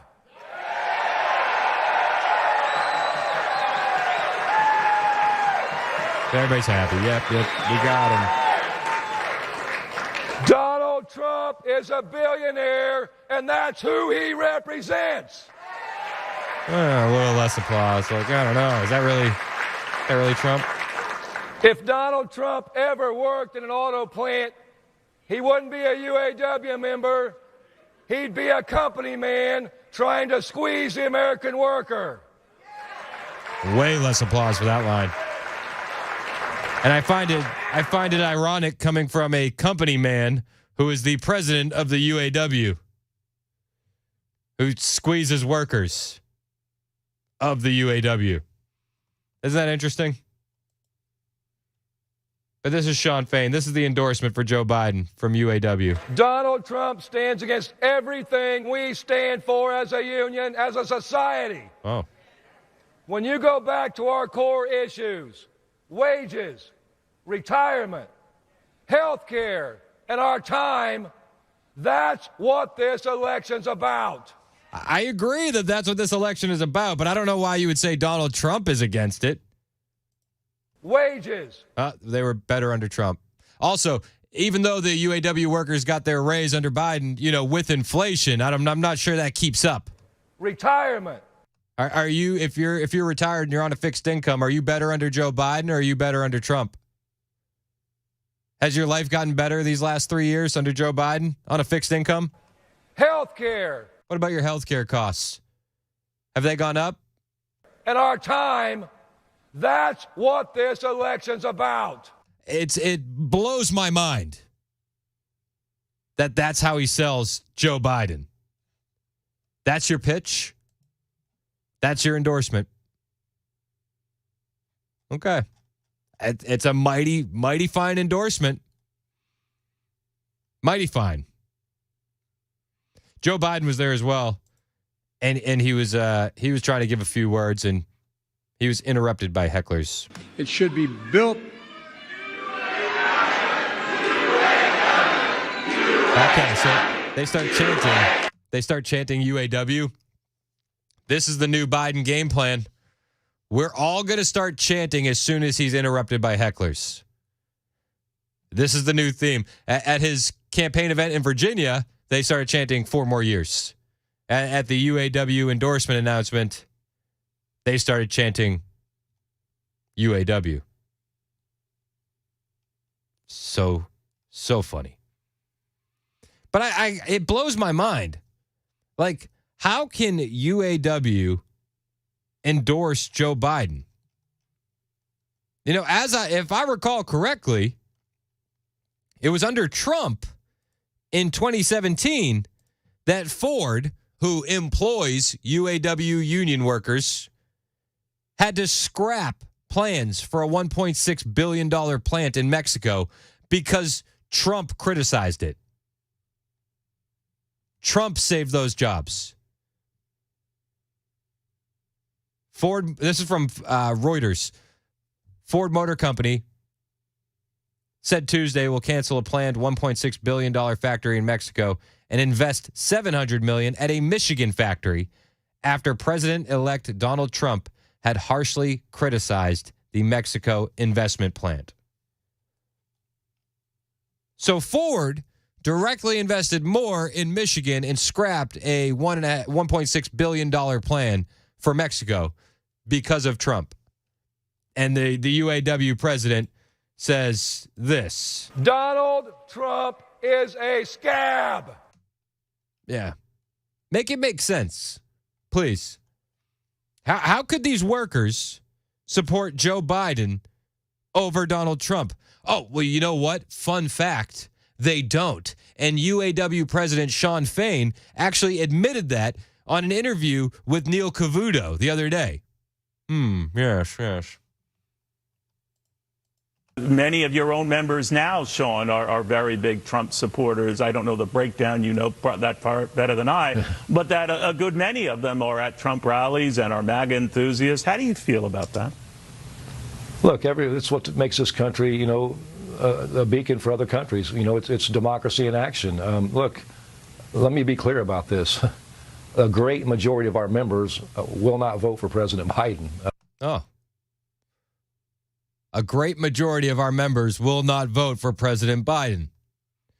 The UAW president admits that. And I'm sure It's because nobody sticks up for the workers like Donald Trump. They can say Joe Biden does. He crossed the picket line. But seriously,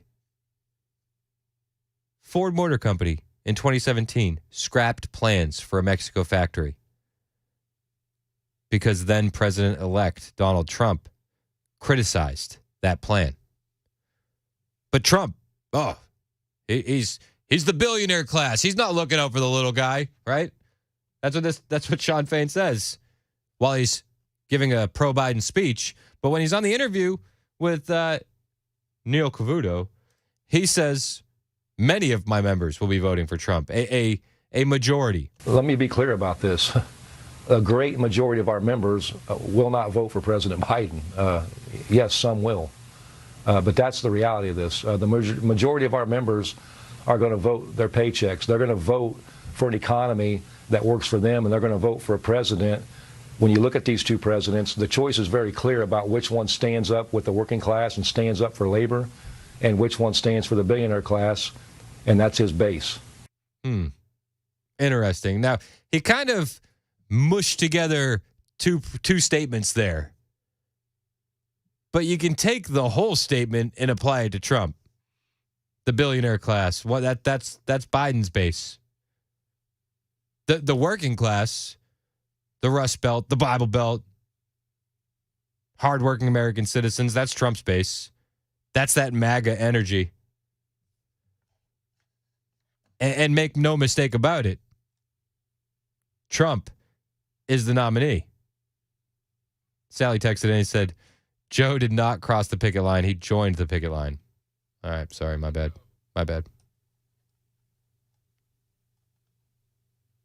But it's a wild day when you go on TV and you scream, Donald Trump is a scab. And then you go on another TV network and do an interview and said, most of my members are going to vote for Trump. 9629 texted in and said, he sounds like a hoarse Howard Dean with that breathy scab. Does it sound like Howard Dean to you? Donald Trump is a scab. A little bit.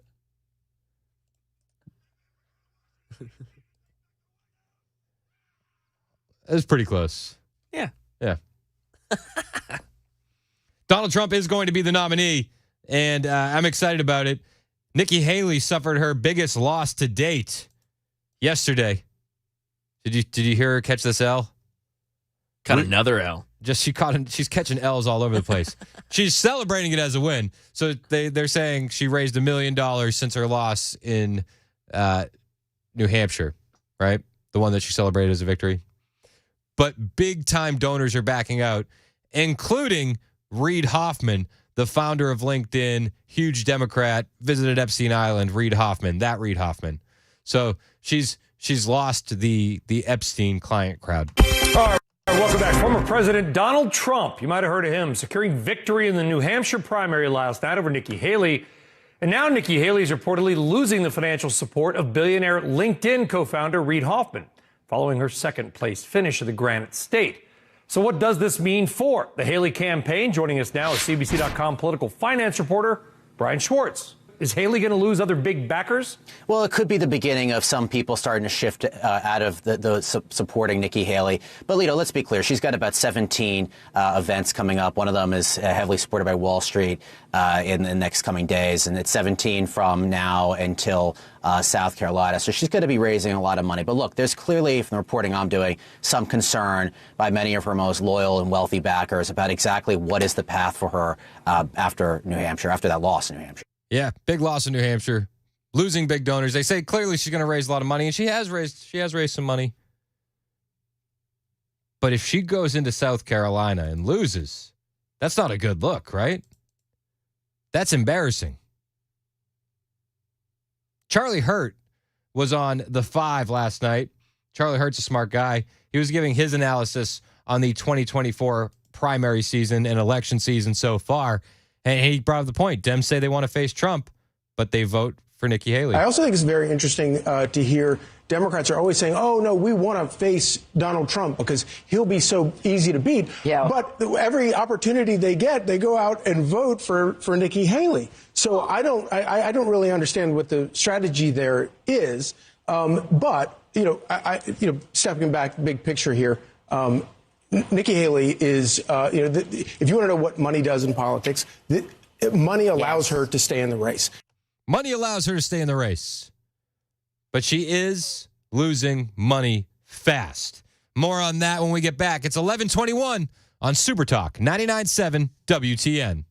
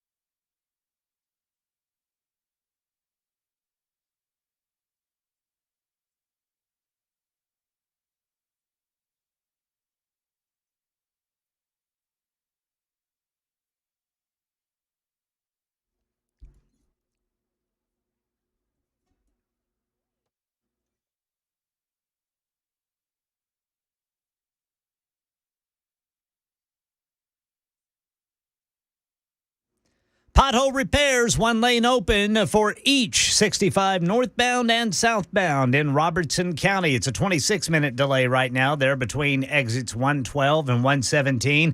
Still got that south loop off-ramp left lane blocked 40 eastbound to westbound 24 downtown. And there's an interesting angle on the 2024 election and immigration negotiations. Details at 11:30 on Super Talk 99.7 WTN. Thank you, Ken Weaver. Looking forward to that. I'm getting a lot of texts on the Super Text line So UAW Sean Fain, their president Sean Fain, endorsed Donald Trump, and he endorsed Joe Biden, but he opened it up by taking a shot at Donald Trump, saying this: Donald Trump is a scab. And I can't tell you how many texts I've gotten on the super text line that says a scab is the sign that the wound is healing. Yay, scabs. That means we're healing. A couple other people saying Donald Trump has done more good for the working class than Joe Biden will ever do. 2731 sent that in. I completely agree. On the flip side, if Donald Trump is a scab, it means we're healing. Nikki Haley, she's just she's bleeding out. You know, there's somebody needs to stop the bleeding. Anybody. Charlie Hurt was talking about her on the 5 and said, if she goes in to South Carolina and loses, that is humiliating. If she goes into South Carolina, she will have lost Iowa, New Hampshire, and Nevada, and then she's going to be going into her home state. And she has to reckon with the idea that, she obviously thinks she has a bright future. And of course, in Republican politics, the runner-up from last time is always in the best position. And she's going to try to consider herself that runner-up. But do you want to fall into the ash heap of people like Al Gore and John Edwards who lost their own state, which is like beyond humiliating? It is. Beyond humiliating. Who wants to even be compared to Al Gore? Ugh. Yikes. Not a good look to be in the same league as Al Gore. So will she drop out before South Carolina? I mean, maybe she waits, sees if the poll numbers tick up at all, and drops out before she loses South Carolina. She's losing donors fast. Reid Hoffman dropping out. She's raised a couple bucks here and there, but I think that money's going to start to dry up, guys. I think it is. Now, Charlie Hurt was also asked, do you see the possibility of Haley as a third-party candidate? We talked about that on this show. She runs third party. Who knows? Maybe she steals some votes from Trump. Maybe the never-Trumpers have an excuse to vote for somebody other than Biden or RFK and Trump.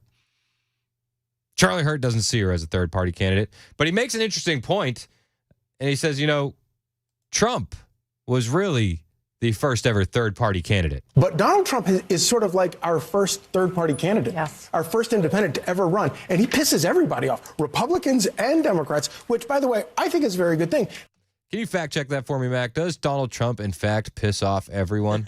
and not the least of which is the fact that he has undone, the answer to every election in memory has been money. If you have more money, you always win, except in the case of Donald Trump. Absolutely He beat Hillary Clinton, Absolutely he beat Nikki Haley and Ron DeSantis, even though they outspent him massively. It's a movement, and the enthusiasm is very visceral. It's very real. It is. It's a movement. Trump could not spend another dollar. I think he'd probably still have a pretty good chance of winning. I was actually talking about this with Chris Spencer off the air. I hate the money in politics. I want to salary cap it like they do in sports. You can only spend X amount on a campaign. Wouldn't that be fun? Couldn't we do that? It'll never pass. Great. Yeah, that'll never happen. That'd be awesome. Things that'll never happen. But imagine if they said you can only spend $5 million on your campaign.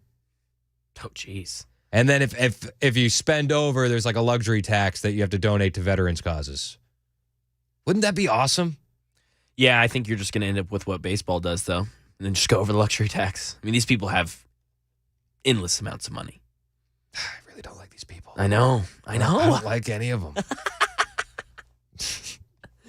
All of my ideas get ruined because these people have too much money. Yeah, exactly. They would just keep spending. They'd keep spending. They'd say, okay, cool, tax us. Yep. Trevor says, Trump doesn't piss me off on the super text line. Doesn't piss me off either. So fact check false. Fact check is false. But you beat Mac to the fact check, Trevor. Thank you for that. So we got more on the way. I do want to retouch on what's happening at the southern border. I think it's the biggest story of the day. Texas defying the federal government, building more, adding more razor wire. Like, this is an amazing thing.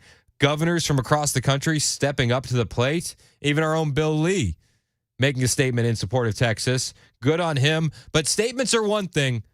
I'd like to see some action. We'll talk about it after the break. It's 11:30 on Super Talk 99.7 WTN.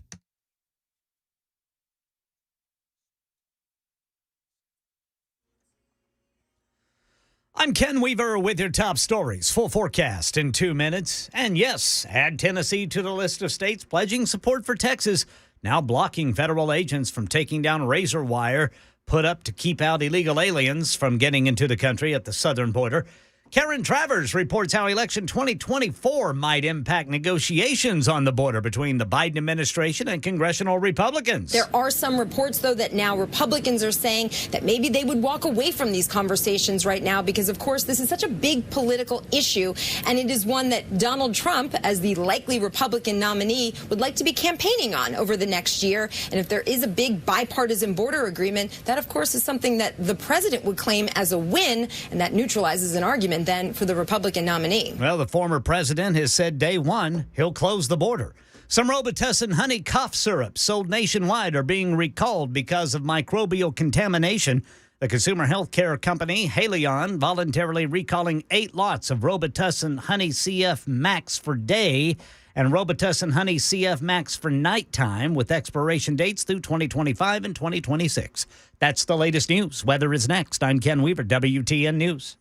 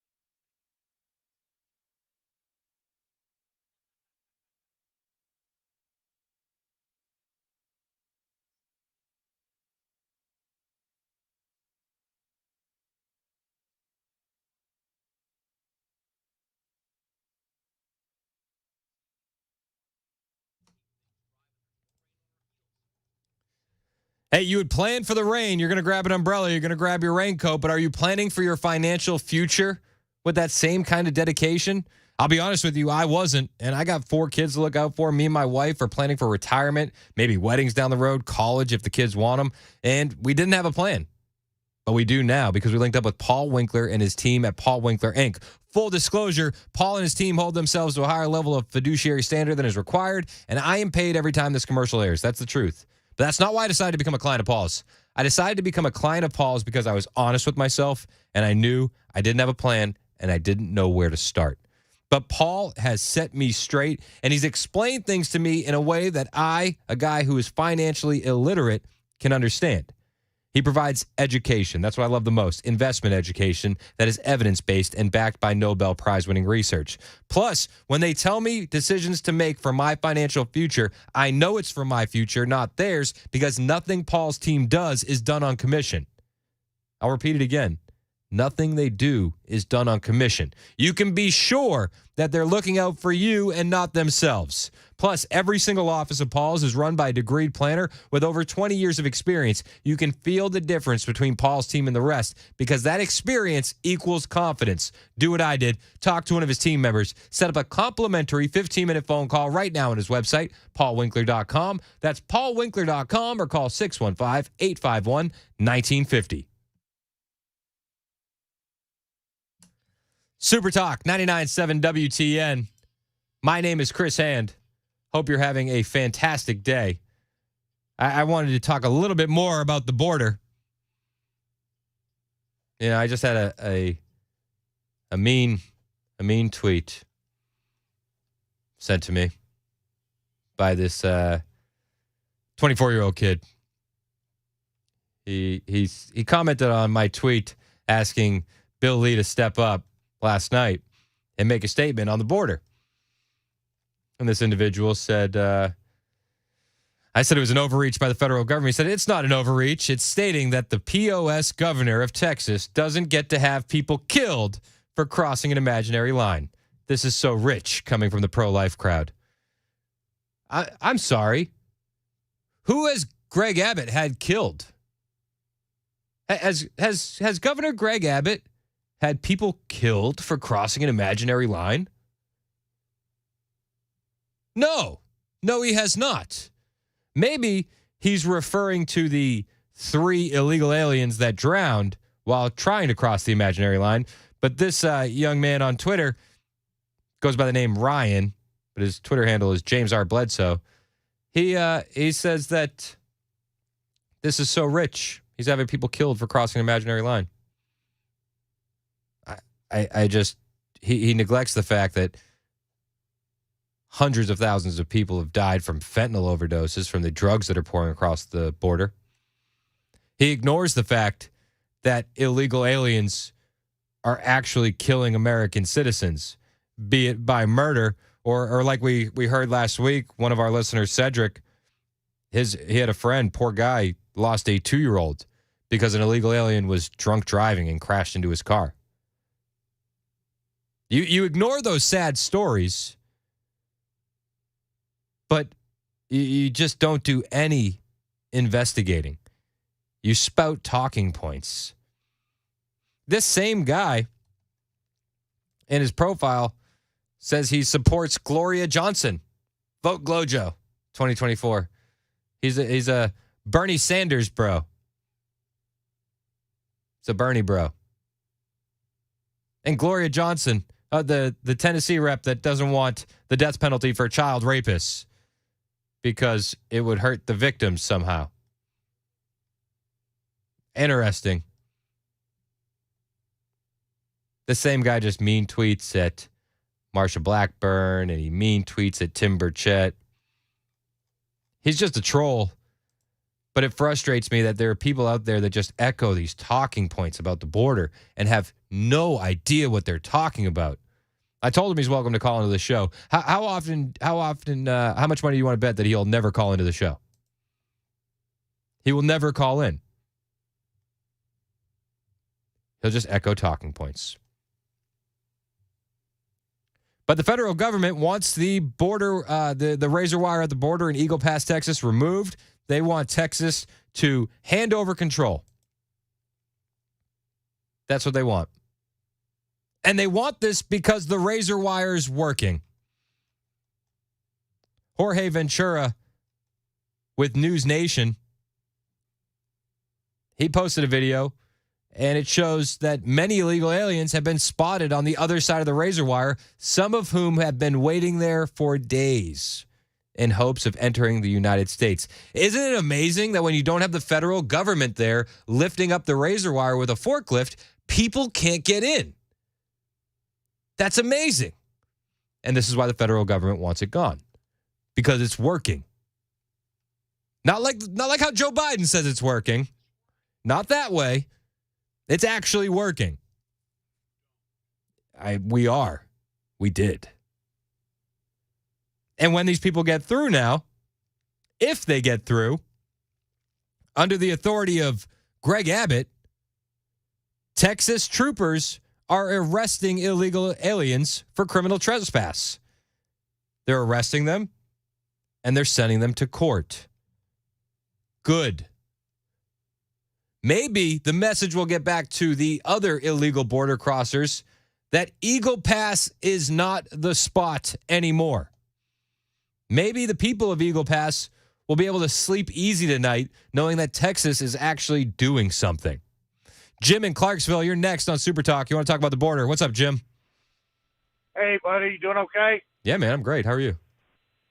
I'm doing great. In 1836, on February 3rd, quite a few Tennesseans went down and protected the border. Remember the Alamo? Of course I do. Maybe time to do something like that again if it comes to it. Hey, you know, I've seen the new mock-up flags where it says "Come and take it," and it's instead of the cannon, it's the picture of razor wire.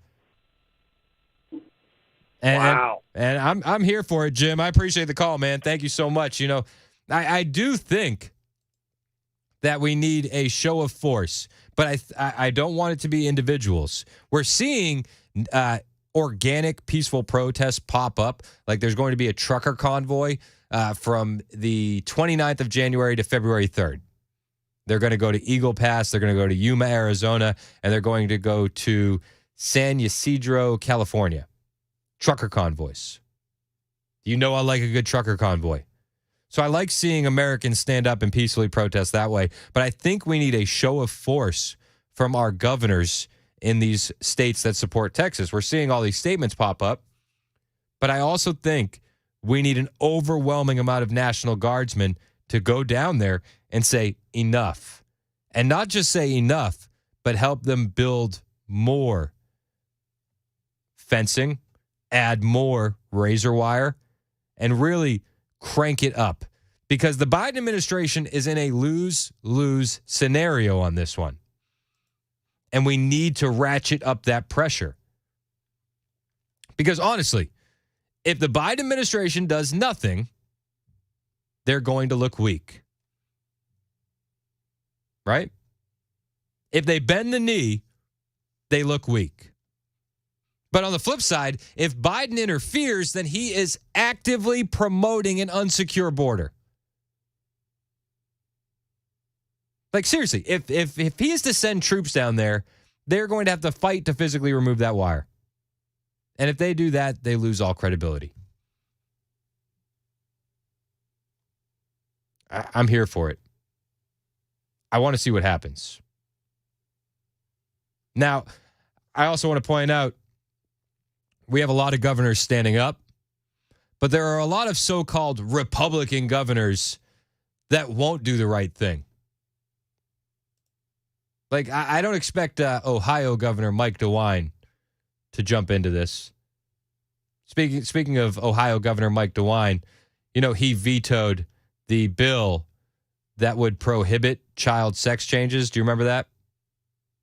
Well, I have a bit of good news. On Wednesday, the Ohio Senate voted to override Governor Mike DeWine's veto of that bill. The House of Representatives in Ohio voted 65-29 to override the veto. And the Senate voted 23-9 to override that veto, according to the Daily Caller. DeWine had argued during a press conference after vetoing the bill that the bill would impact a very small number of Ohio's children, but for those children who face gender dysphoria, the consequences of this bill could not be more profound. It was also revealed after the fact that DeWine had been taking contributions from many of these hospitals that push this gender-affirming care. Air quotes, gender-affirming care. So there are definitely governors out there that won't do the right thing, but there are people in these representatives, in these legislatures that will do the right thing. I'm calling on more of the men in government to stand up to the tyranny that we're seeing. It seems like we're facing it on so many different fronts. Our kids are under attack. Our country's under attack. And we're supposed to just take it. Enough. I'm growing sick and tired of all this. Yesterday, during her White House press briefing, Karine Jean-Pierre was asked about Joe Biden and his willingness to locate the missing illegal aliens that come into this country. Because, for all the illegal aliens that get caught, there are illegal aliens that get away. I had the privilege of talking with Tom Homan, former ICE director, and he told me that the cartels have two separate prices to smuggle humans across the border. There's a fee for people that want to get caught by Border Patrol, and there's a fee for people that don't want to get caught. So Peter Doocy asked Karine Jean-Pierre, does Biden want to locate the missing illegal aliens? Does President Biden want to locate these folks who have disappeared into this country to parts unknown? So here's what I will say is that the president, one of the reasons that the president is having these negotiation procedures or process with the Senate, with both Republicans and Democrats, as I've said many times before, is because we want to deal with what's going on at the border. He's taken this very seriously. He wants to make sure that we come up with a bipartisan agreement, and we are very appreciative for that. But there's also the diplomatic aspect of it, of making sure that we're having conversations with Mexico, and we've had productive conversations with them. And DHS is maximizing. They are maximizing its enforcement efforts. Oh, they're maximizing their enforcement efforts by trying to cut the razor wire. Let's go to Robin in Nolensville real quick. You have info on the convoy, or you want info on the convoy? No, I got info on it. Hey, hit me, man. It's not just for trucks. It's for everybody. It's for different bike groups are going, loads of cars, regular trucks. People are flying down for it. It's for everybody to go show that they're supporting Abbott instead of just truckers. Everybody can join into the convoys, though, as they go. Perfect. I appreciate the info. And it's what do you know the website off the top of your head? Yes. SaveOurBorders.com. SaveOurBorders.com. Thanks, Robin. I really appreciate it, man. And, I love to see organic, peaceful protests pop up. I do. Truckers have a lot more power than people realize. They could shut this country down in a matter of days if they decided to stop rolling. Maybe that's the next route to go. Secure the border, or we stop deliveries. We're the number one show for truckers in Nashville, anecdotally. No evidence to support that, but tons of anecdotal evidence. Maybe we can start making a few calls. Oh yeah, we've got the connections. We have connections. It's 11:49 on Super Talk 99.7 WTN.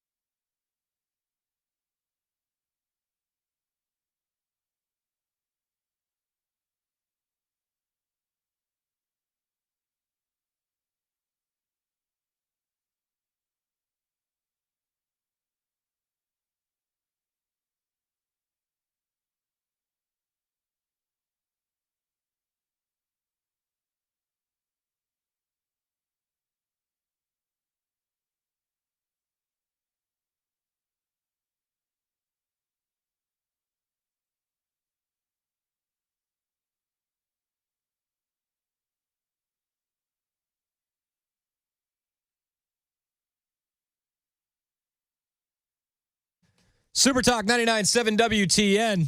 My name is Chris Hand, joined in studio by the one and only Matt Murphy. What's up, Matt? Hello, Chris Hand. Hello. How are you? I'm good. I was worried when I came into the studio, the Don't Tread on Me flag was down. Man down, man down. It had been treaded upon.